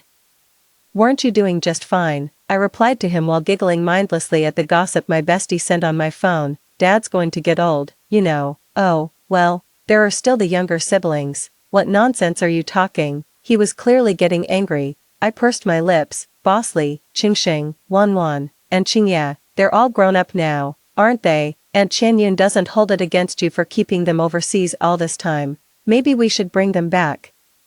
Let them rotate through positions, starting as executive assistants. I'm seriously thinking of calling it quits, even though I only go into the office 3 days a week now, strolling in around 10 and ducking out whenever I feel like it in the afternoon. But let's be honest, no matter how easy it is, it's still a job. I don't want to be a corporate drone anymore. I looked at the endless money in my account, and the investments I casually made years ago, thanks to memories from a past life. Everything's gone up. How does that feel? I had to laugh. Take over the family business. I wouldn't touch it with a 10-foot pole. My father had no choice but to give in. He brought those 3 siblings back and threw them into the company to learn the ropes. Their true identities, however, were never made public. I didn't care. I just kept slacking off, leaving them to their rat race. Sister Zhouwan, I'm so jealous of you, being able to just slack off and do nothing. One day, Li Qingxing sighed at me. I was lounging on a beach chair in the Maldives, wearing a face mask and sunbathing, and replied with a genuinely warm smile. Heh, keep it up, young man, you've got a bright future ahead. The harder they work, the bigger my cut gets. It feels so good to have others' hard work fund my retirement. I sometimes think, if only I had gone abroad a few years earlier, I could have even poked holes in the condoms on the sly to make a few more siblings. Wouldn't I be coasting to victory even more completely by now? Compared to my previous life of grinding away at a company for decades, stressed to the max, betrayed by everyone, and in the end, the money gets divided up too, and now, my only job is to live a better, freer life than all of them. The Li Group's growth has definitely slowed down compared to its previous incarnation. So what? My dad's company still wires me money all the time. The company's will is already drawn up, and I hear I'm the only name in it. As for my uncles, aunts, and their illegitimate children, they're all at each other's throats, each one more desperate than the last. It's a daily drama of infighting, squabbling, and palace intrigue. As for me, I'm just here to collect packages, lounge in the sun, and travel the world, all while dodging the relentless pestering from my relatives. Wan, come back and take charge. No can do. I'm currently on a wellness retreat at Machu Picchu. My dad's hair is turning gray at an alarming rate. He always says I lack a sense of responsibility, yet that never stopped him from telling everyone, this is my only daughter, the successor to the Li family business. Later on, he even had a falling out with Lu Qianyun. In the end, the 3 illegitimate children remained just that, illegitimate. Looking at the endless money in my account, I can't help but sigh with emotion. I was just slacking off. How did I end up winning so completely? The end. That's all for the first story. Don't go away. The next one is even more thrilling. In my previous life, my husband died in a car accident. I only found out when I went to file the insurance claim that the beneficiary for all his life insurance policies was his widowed sister-in-law. While sorting through his belongings, I discovered a box he had hidden in a secret compartment of his study. It was filled with photographs of his widowed sister-in-law. They spanned from her youthful days all the way into her middle age, There were hundreds of them. At the very bottom of the box lay a child's birth certificate. It turned out that the daughter we had adopted from the orphanage was actually his child with his widowed sister-in-law. I was so enraged, my blood boiling, that I wanted nothing more than to dig up his ashes and scatter them to the wind. Dazed, I was walking along the road when a car hit me, sending me tumbling into a ditch. In my dazed state, I seemed to hear my daughter talking to someone else. This woman is not my real mother. Whether she lives or dies has nothing to do with me. There's no need to call an ambulance. It would be better if she died. I could get the compensation money sooner. When I opened my eyes again, I was back in the 3rd year of my marriage to my husband, the very year he wanted to adopt a daughter. In this life, I will step aside and let him be with his widowed sister-in-law. Wishing their family of 3 a happy and complete reunion, I was at home preparing dinner when I got the call from the police informing me that Chen Yufeng had been in a traffic accident on Qingdong South Road. Chen Yufeng and I had just spoken on the phone half an hour earlier. He said something had come up at work and he might be home late. There's no way his route from the office to our house would take him past Qingdong South Road. So when I first got the news, my immediate thought was that it was a scam call, but the person on the other end was deadly serious. He said Chen Yufeng was critically injured and that I needed to get to the emergency room at City General Hospital immediately. I was still half convinced, half doubting, yet, I quickly turned off the stove, took off my apron, and hurried downstairs. I kept calling Chen Yufeng the whole way, but the phone was already switched off. 20 minutes later, I arrived at the City People's Hospital, only to receive a death certificate from the doctor. My legs gave way beneath me, and I collapsed to the floor at the sight of that bloodied, mangled person in the emergency room. While making arrangements for Chen Yufeng's funeral, I fainted several times from overwhelming grief. My family and friends all urged me to accept their condolences and take care. They pleaded with me not to let the sorrow ruin my health. Yet, I had spent 30 years by his side. Now, with his sudden passing, how could my heart not be broken? After Chen Yuhui was laid to rest, I sat alone in his study, tears falling in silence. Grief, like a raging tide, slowly engulfed me. The study was where he spent most of his time, whenever he needed to think, or simply wanted some peace and quiet. He would lock himself in this little room of less than 20 square meters, gently running my fingers over the items he used. A sharp pain gripped my chest, making it hard to breathe. Death had come so suddenly. Suddenly, I was at his desk, and there was the book he was halfway through, a corner of the page still folded down. Suddenly, I was at his notebook, and there were his unfinished reading notes. I sat in the chair at the desk, the one he used every day, and gently pulled open the drawer. The items inside the drawer were arranged neatly in perfect order. Chen Yufeng had always been a neat freak, even bordering on obsessive-compulsive about cleanliness. I took out the contents one by one and leafed through them, only to discover that these documents were, in fact, individual life insurance policies. Most of the insurance companies were based in Hong Kong. When on earth did Chen Yufeng buy so many insurance policies? I had absolutely no idea. Looking at that thick stack of insurance policies, tears welled up and overflowed. I cried until I was completely choked up. In my naivety, I thought these policies were Chen Yufeng's way of planning for our family's risks, a gesture of responsibility towards me and our daughter. However, it wasn't until 2 months later, when I went to file the insurance claim, that I discovered the truth. The beneficiary of Chen Yuzhou's life insurance policy was not his parents, not his daughter, and certainly not me. It was his widowed sister-in-law, Su Yunji. I don't remember how I got home. I felt completely hollowed out, as if my soul had been ripped away, and my mind had gone completely blank. I wanted to fall apart. I wanted to scream in rage. I wanted to grab Chen Yufeng and demand to know what the hell was going on. But he was already dead. I couldn't get an answer. At 3 in the morning, I still couldn't sleep. I got up and went to Chen Yufeng's study once more, like a madman. I frantically rummaged through the items in Chen Yufeng's study, tossing the things I'd already checked directly onto the floor. Finally, after clearing everything off the bookshelf, I spotted a hidden compartment on the 3rd shelf. The compartment wasn't large, just about the size of a shoebox. Inside was a wooden box the color of walnut. When I opened the wooden box and saw what was inside, I was utterly speechless with shock. Inside were only a few letters and a birth certificate.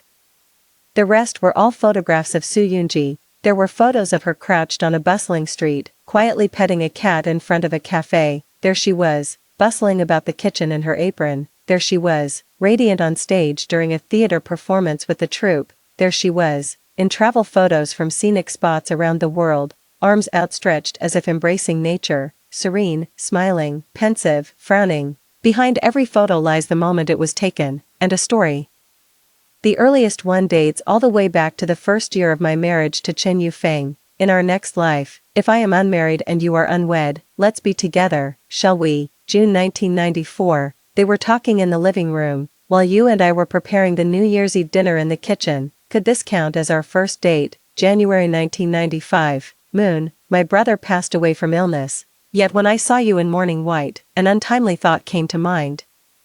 A woman looks most striking in mourning attire. For the rest of my life, I will take care of you in his stead. October 1996, you look just as beautiful while pregnant. I thought it was worth recording. March 1997, I specifically took you to Hong Kong for a trip, and while there, I bought a life insurance policy. Most insurance companies on the mainland don't allow me to list you as the beneficiary. But if I were to die, I want to leave everything to you. You are the only true love of my life.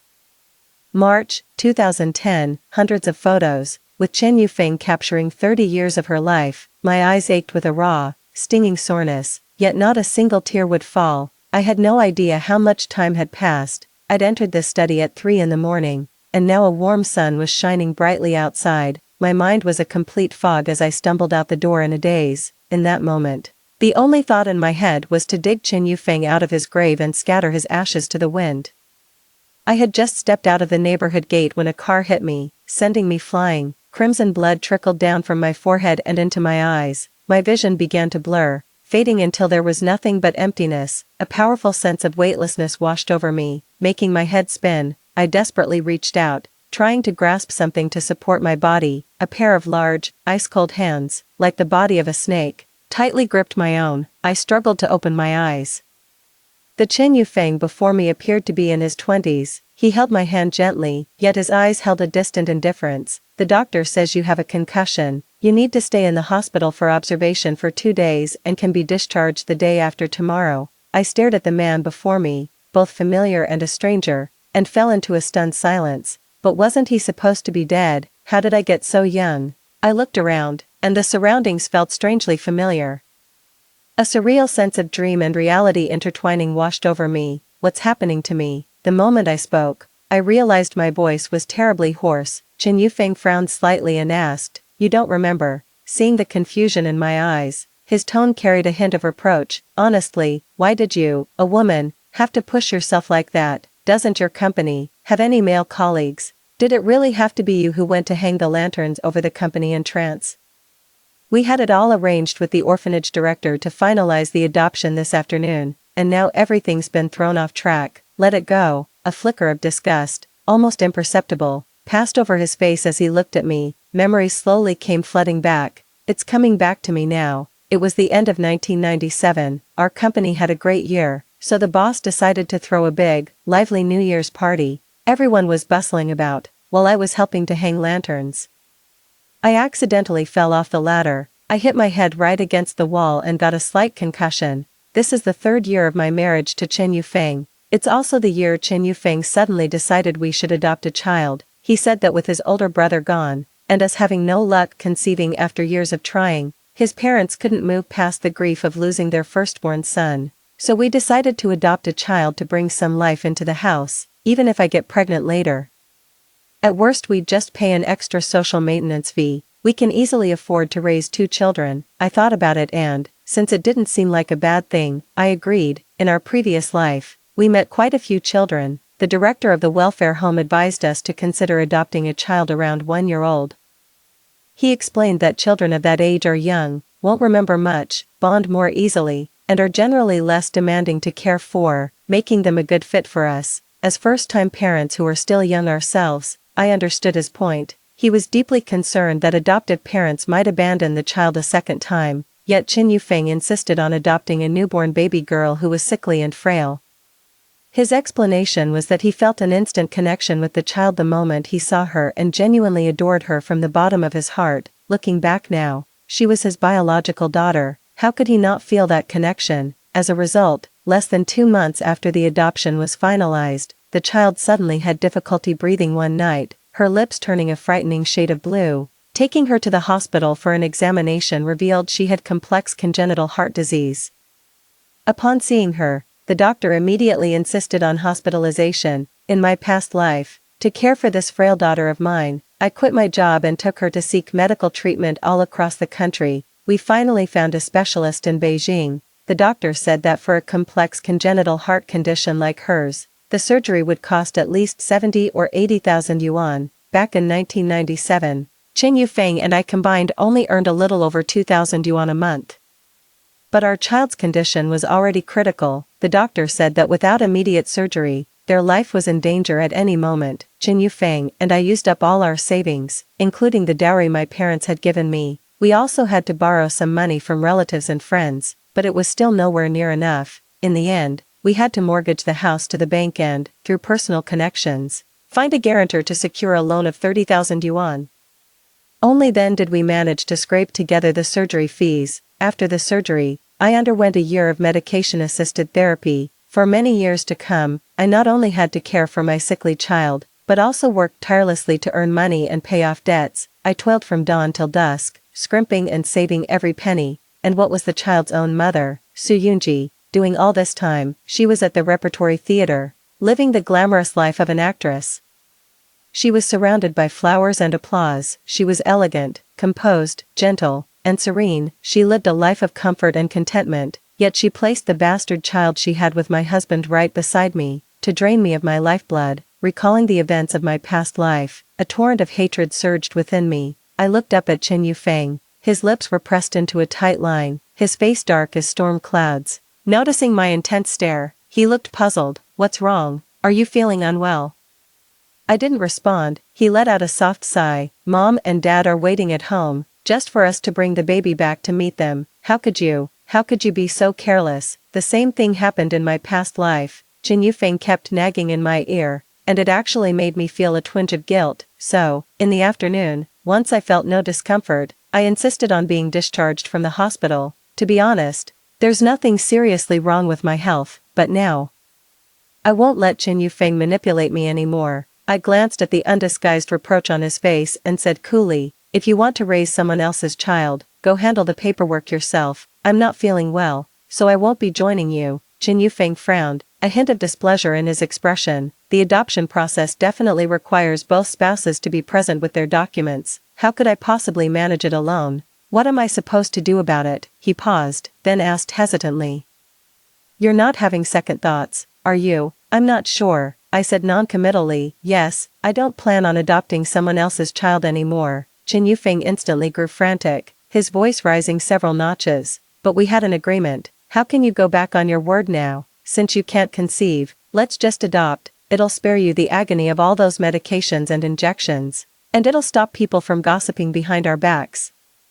My brother passed away from illness a few years ago without leaving any children. If we end up childless too, how on earth are our parents supposed to cope with that?" Qin Yufeng is always like this. Whenever the topic of having children comes up, he automatically assumes it's my problem. I snorted coldly. "Don't you dare pin the blame on me. For all we know, either one of us could be the infertile one. And since we're already at the hospital, we might as well go get a full set of fertility tests done tomorrow." In a moment of panic, Qin Yufeng blurted out, "If we can't have a child, it must be your problem. I already have." At that point, he immediately realized his mistake and cut himself off. I stared at him coldly. "You have what? Don't tell me you have a secret love child." Qin Yufeng's face flushed a deep crimson. A flicker of guilt flashed in his eyes as he protested. "How could I have a love child? Stop spouting nonsense.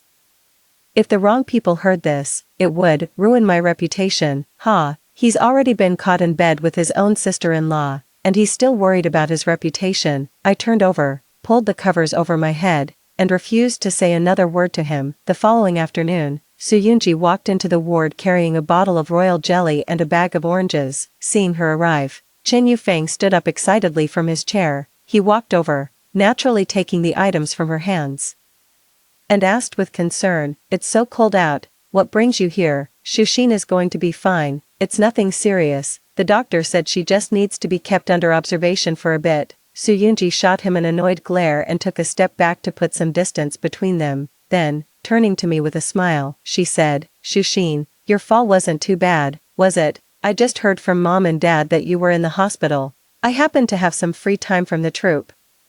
I was just in the neighborhood, so I thought I'd drop by." By now, Qin Yufeng had already brought a stool and placed it behind her. He then thoughtfully poured a glass of water and placed it in her hands, saying, "It's warm, hold it to warm your hands." I rolled my eyes in exasperation. It has to be said, Su Yunji is genuinely quite beautiful. Perhaps because she had given birth not long ago, her figure had filled out slightly, making her look a bit plumper, yet this only served to enhance an ineffable air of mature charm about her. Qin Yufeng's eyes were practically glued to her. In my past life, she told me the theater troupe had sent her to another city for a few months of training. For all those months, she never once showed her face. I was worried about her safety back then. Times were much more chaotic than they are now. Even grown men traveling on business often met with misfortune.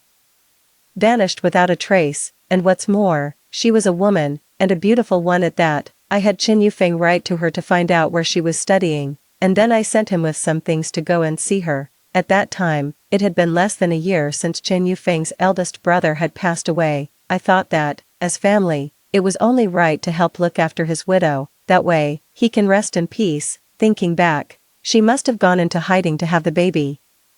If my eldest brother knew that less than a year after his death, his wife was pregnant with his own brother's child, he'd be turning in his grave. I was still lost in memories of the past. A woman's voice sounded in her ears. "Shuxin, how could you be so careless? Mom and Dad are waiting at home for the child, and they prepared so many gifts. I also bought a lot of clothes and toys for the baby, and the two of them are at home right now." Sighing with worry. Of all the times you could have taken a fall, it just had to be now. Su Yunji might have been talking about my in-laws, but her real target was me. I gave a faint, knowing smile. "Sister-in-law, my brother passed away so young, and he didn't leave you with any children. I heard you plan to remain a widow for him for the rest of your life. Since our parents love children so much, you could always adopt one to give them. You can raise it, and it'll take care of you when it grows up." Su Yunji was taken aback, clearly not expecting me to turn the conversation toward her. Qin Yufeng immediately jumped in to help her out. "How could sister-in-law raise a child all by herself? It's not an easy thing to do. Besides, sister-in-law herself is still like a little girl, not like you." I couldn't tell if he was trying to compliment me or mock me. I stretched with a big yawn and laughed. "You're right. Raising a child is no easy task. My sister-in-law is 32. And she's still a bit of a kid herself. I'm only 27, I need a few more years to enjoy life. Let's talk about adoption another time." The moment I finished speaking, Qin Yufeng blurted out, "No way, I've already made arrangements with the orphanage director." I smiled. "Then you and the director can go ahead with the adoption paperwork. I won't be involved." The atmosphere instantly turned frosty. A few minutes later, Su Yunji spoke up. "Shuxin, as your sister-in-law, I'm going to say something you might not want to hear." I cut her off directly. "If you know I won't want to hear it, then keep it to yourself. Even if you talk until the sky falls down today, I will never agree. If you're so desperate to have a child, go ahead and file the adoption papers with Qin Yufeng. You two can raise her, and she can call you Mom and Dad. You three can be your own happy little family. After all, my in-laws are your in-laws too. It's all in the family. It doesn't really matter who does the adopting." Su Yunji stared at me in disbelief, her face deathly pale. "Shuxin," Qin Yufeng roared at me, "how dare you say such rubbish? Apologize to your sister-in-law right now." I silently mouthed the words, "Apologize my ass, you idiot." Su Yunji shot up from her chair and ran out of the room, her eyes red and brimming with tears. Qin Yufeng shot me a venomous glare, and ran out after them. I watched their retreating figures and let out a cold laugh. Ugh, what a despicable pair. I fished my shoes out from under the bed and quietly trailed after them. Su Yunji had only just reached the next floor when Qin Yufeng pulled her into a tight embrace. He whispered words of comfort. "She's lost her mind. Don't stoop to her level. She's always been foul-mouthed and utterly insufferable. Don't worry, I'll make sure she agrees to adopt our daughter. If she refuses, I'll divorce her. Please don't cry. It breaks my heart to see you like this." It took a long while for Su Yunji to finally stop her quiet, whimpering sobs. She pounded her small fist against the man's chest and complained, "This is all your fault. If you hadn't been so reckless back then, I wouldn't have gotten pregnant, and I don't need to come here and put up with her nonsense. Jieja has been in poor health since birth, and the conditions at the orphanage are just average. I'm afraid something might happen if we delay any longer." Chen Yufeng's face was full of concern. It's all my fault. Jia is my daughter too, and I'm just as worried and heartbroken as you are. Xu Xin today must have hit her head and scrambled her brains. It's fine, I'll just smooth things over with her tomorrow. Let me see you home first. The sound of their conversation faded into the distance. I followed them to the main gate of the hospital and watched them board the number 17 bus at the stop. That bus was headed for the residential area where Su Yunji lived. I immediately turned around and went back to the hospital room. I gathered my belongings and checked out of the hospital. After being discharged, I didn't go home. Instead, I went to a restaurant on the street, ordered 2 stir-fried dishes, and ate at a leisurely pace. It wasn't until after dark, when the evening study sessions at the nearby high school had let out, I went back to my own place first. My in-laws had already gone to bed, and I frantically woke them up. I told them that Su Yunji had a bit of an accident at home, and that Chen Yufeng sent me to fetch them right away. The moment the in-laws heard their eldest daughter-in-law was in trouble, they immediately got dressed and hurried downstairs. They had always doted on their eldest son, and after his passing, they transferred that affection to Su Yunji. It's no exaggeration to say they cherished her as their own daughter. We hailed a taxi. 20 minutes later, they finally arrived at Su Yunji's residence. It was already 9 o'clock in the evening. From inside the room came the faint, suggestive sounds of a man and woman panting, accompanied by the rhythmic creaking of a bed. The husband's parents exchanged a look, their expressions inscrutable. My hand, poised to knock, frozen mid-air. I took a few steps back, drew a deep breath, took a short run up, and kicked the door open with one powerful blow. Once inside, I charged straight into the bedroom. I scooped up the man's clothes from the floor and hurled them out the window. The air was filled with a man's angry shouts and a woman's panicked screams. I switched on my flashlight, directing the beam onto their faces. My in-laws, who had just burst through the door, froze in their tracks as if struck by lightning the moment they saw the pair. I rushed out of the room, yelling, "Thief, stop, thief, someone, help."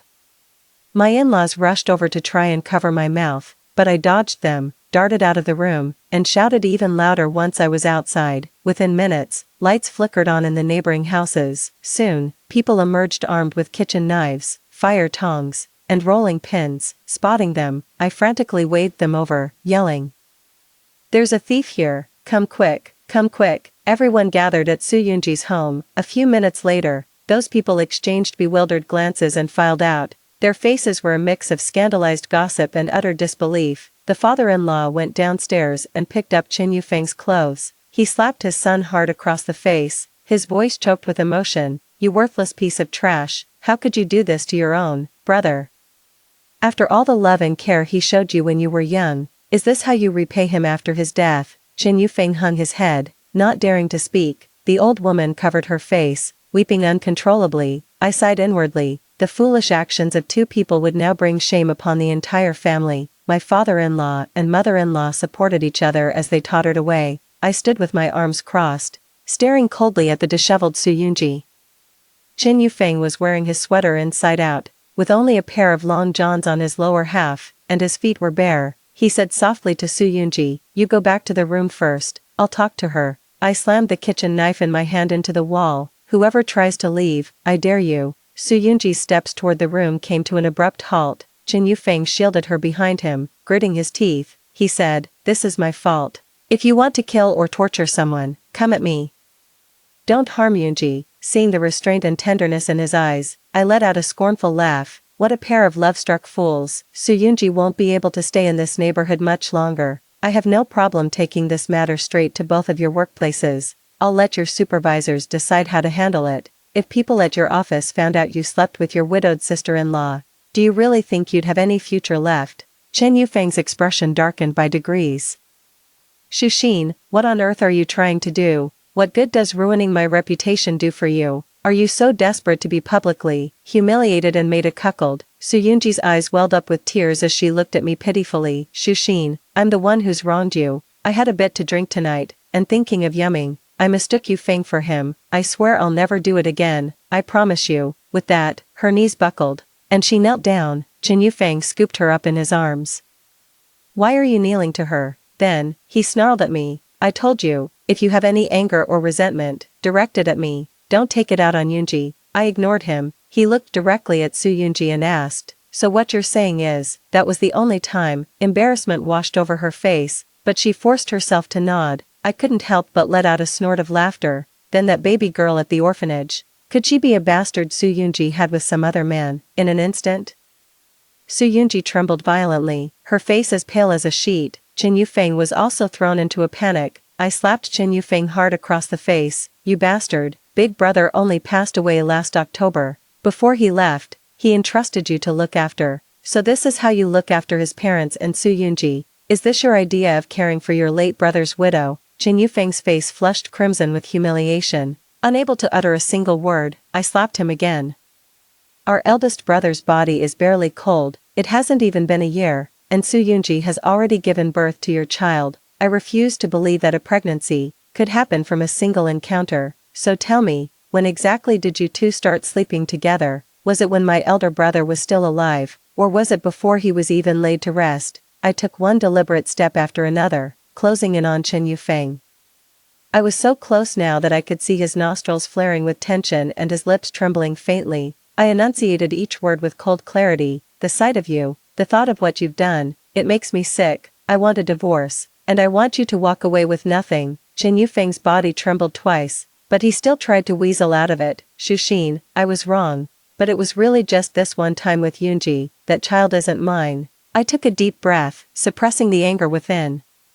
Even now, he's still refusing to admit the truth. Fine, if you say it's not yours, then let's go to the hospital for a test and see if it really is. If it is yours, then I demand you publish a formal apology to me in the newspaper. I grabbed him and started pulling him toward the door. Chen Yufeng wrenched his arm free from my grasp. I looked at him coldly. I don't care if the child is yours or not. Right now, I have only two demands. I want a divorce, and you leave with nothing.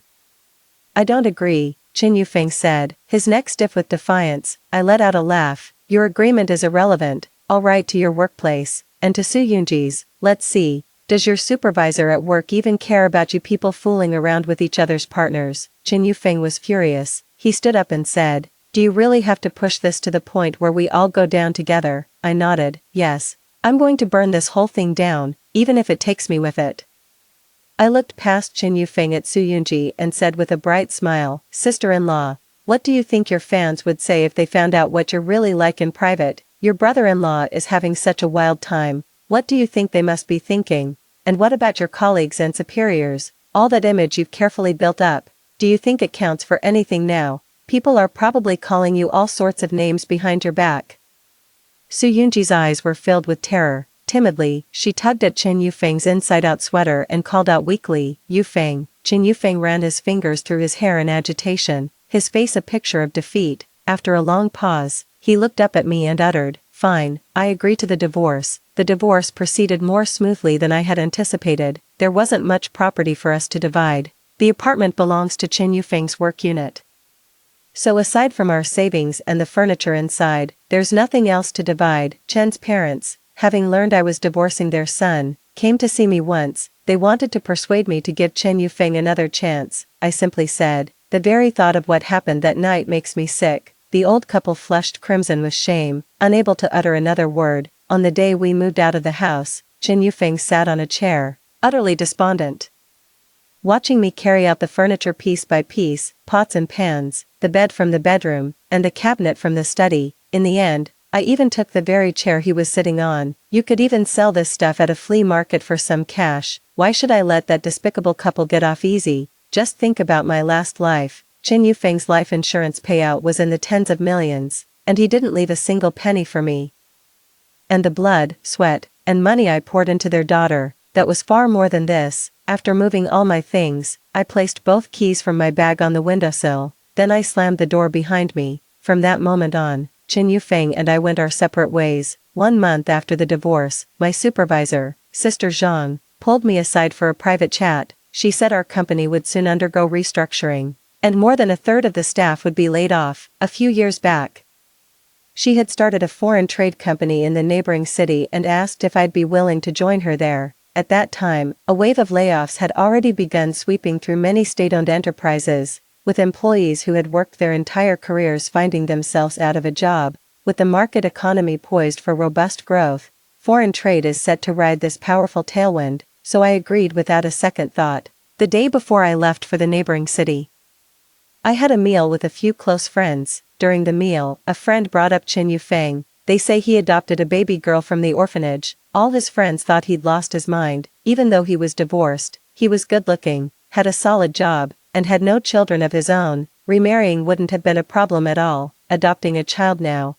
what on earth was he thinking? I smiled and shrugged. Maybe that child is his own. My friends were first horrified, then had a sudden moment of understanding. Working for a private company is completely different from working for a state-owned enterprise. It took me several months to get used to the new work pace. I learned to communicate with clients via email, using an English dictionary to decipher the content of orders from international customers. I kept a close eye on developments in foreign markets. After work each day, I attended classes at an English language training institute. My days were packed with study and work, leaving me completely swamped and running around in circles. 2 years had passed by the time I was promoted from a foreign trade specialist to the manager of the entire department. Those 2 years marked the peak of the wave of layoffs. I heard that Chen Yufeng was among those laid off. This was different from my previous life. Back then, not only was he not laid off, but after the nominal positions were eliminated, he made up for lost time. He received promotions and pay raises in quick succession. Back then, he didn't have to worry about anything at home, so he could throw himself completely into his work. It wasn't until later that I learned from a friend why Chen Yufeng had been laid off. Not long after Chen Yufeng adopted the child, it was discovered that the child had complex congenital heart disease. However, unlike what I did in my previous life, he did not take the child to a top specialist at a Beijing hospital for the operation. To save on the surgical costs, he opted to have the procedure done at the local municipal people's hospital. The outcome of the surgery, however, was less than ideal. While it provided some improvement to the condition, the child still requires long-term medication and is frequently prone to illness. The child was ill. The Chen parents had no idea this child belonged to Chen Yufeng and Su Yunji. Chen Yufeng, for his part, was too ashamed to admit it. Every day, seeing the sickly child who was draining their life savings filled the old couple with resentment. In the end, he just washed his hands of it and stopped helping with the child. Chen Yufeng was constantly taking time off work to look after the child, so when his company needed to downsize, he was among the first to be laid off. Su Yunji did not choose to stay with Chen Yufeng. They were completely neglectful of their child as well. She was only concerned with her own glamorous appearance and tranquil life. Later, Chen Yufeng's financial pressure became too great. He went to the theater troupe to find Su Yunji and asked if she could come up with 10,000 yuan to tide him over for the moment, to help with the emergency. The medical expenses for the child are simply too high. To everyone's surprise, Su Yunji turned hostile on the spot. She berated Chen Yufeng for being a freeloader, saying that if he couldn't handle the responsibility, he should have kept his pants zipped in the first place. Chen Yufeng, flushed with shame and anger from her scolding, lashed out at Su Yunji without thinking. He publicly called her shameless and a slut, accusing her of trying to seduce him, her own brother-in-law, even at her husband's funeral. Continuation of ID. 1. She gave birth to the child only to abandon it at the doorstep of an orphanage, showing no care or concern whatsoever. Most of the people around were colleagues from Su Yunji's opera troupe. A single sentence stirred up a storm. All eyes turned to Su Yunji, accompanied by a wave of sighs and murmurs. Later, Chen Yufeng took to drinking heavily every day. In his drunken state, he would take his daughter to the theater troupe to demand money from Su Yunji, causing a scene if she refused. On 2 occasions, he even smashed props stored backstage. Not long after, Su Yunji was expelled from the troupe. Back then, I didn't go after them to the bitter end. I didn't expose all their dirty deeds to their workplace. Yet, they managed to ruin their own path with their own hands. Years later, I returned home to register our marriage with my fiancé. While out for a walk with him, I spotted Chen Yufeng on the street, manning a stall selling grilled skewers. A little girl was sitting at a small table nearby, helping to thread the gluten puffs onto skewers. By my reckoning, the girl should be about 8 years old. Yet she still looked no older than 5 or 6. Chen Yufeng saw me and froze for a moment. His gaze fell on the man I was holding on to, and a bitter smile tugged at the corner of his mouth. Your husband? I nodded. Yes, we just got the marriage certificate this morning. A flicker of desolation passed through Chen Yufeng's eyes. His gaze fell on his daughter beside him. He beckoned to the girl. Jia, come here, let me introduce you. This is your Aunt Shu. I don't know what crossed his mind. But his words came out a bit strained. Jia looked at me timidly and said in a small voice, "Hello, Auntie." I smiled and nodded, "Hello." After exchanging greetings, she sat back down at the table and resumed skewering the gluten puffs. Chen Yufeng looked at the child with a pang of heartache and said, "She has a complex congenital heart condition, her health is poor, and Su Yunji doesn't even look after her. The doctors say it's uncertain whether she'll even make it to 20. Following his gaze, I glanced at the girl but said nothing. In my past life, I cherished her and held her dear, yet in the end, all I got in return was, "She's not my real mother anyway. A child that isn't your own will never truly bond with you." Chen Yufeng realized he had said too much and quickly changed the subject. "I shouldn't be telling you all this, it's been so long. What would you like to eat? Help yourselves, it's on me." As he turned to get ingredients from the glass cabinet, I finally noticed he had a slight limp in his right leg. "What happened to your leg?" I asked, curious. Chen Yufeng looked down at his leg, a pained expression crossing his face. "A couple of years ago, I had a drinking problem. One time, I passed out on the road and was hit by a 3-. I got run over by a rickshaw." Tears welled up in his eyes, his face etched with regret. "I had a perfectly good life, but I threw it all away to do those stupid, reckless things. Everything that's happened to me now, I deserve it," I said flatly. "What's done is done, there's no point in dwelling on the past." I glanced at my watch. "I have to head to my in-laws for dinner soon. I'll take a rain check on those skewers." Chen Yufeng's hand, which was reaching for the ingredients, froze for a moment. A single tear fell.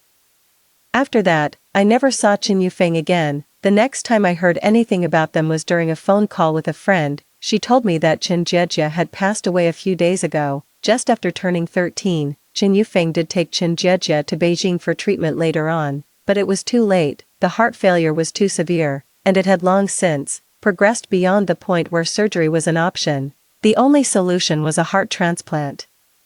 But a heart transplant was far beyond the means of an ordinary family. Chen Yufeng's savings had long been exhausted on Chen Jiejie's medical treatments. In the end, they had no choice but to give up on treatment. Chen Jiejie, suffering from respiratory failure, passed away peacefully at home. Su Yunji brought a man with her to her daughter's funeral. Even as her daughter was being laid to rest, she was whispering and laughing with that man. Chen Yufeng had reached his breaking point. That evening, he lured Su Yunji out and then stabbed her in the abdomen with a sharp knife he carried. The floor was awash with blood. Half an hour later, Su Yunji was rushed to the hospital, while Chen Yufeng was taken away by the police. A friend told me it just happened the day before yesterday, and they weren't sure if Su Yunji had pulled through in the end. Hearing this, I let out a deep sigh. It's like a twisted fate where no one gets a happy ending. After hanging up, I was still a bit dazed. Just then, my son ran up to me with his toy car, saying, "Mommy, come play excavator with me." I looked at my sweet, adorable son and smiled gently. "Okay, Mommy's coming." I stood up and walked over to my son. Outside, the sunlight was perfect,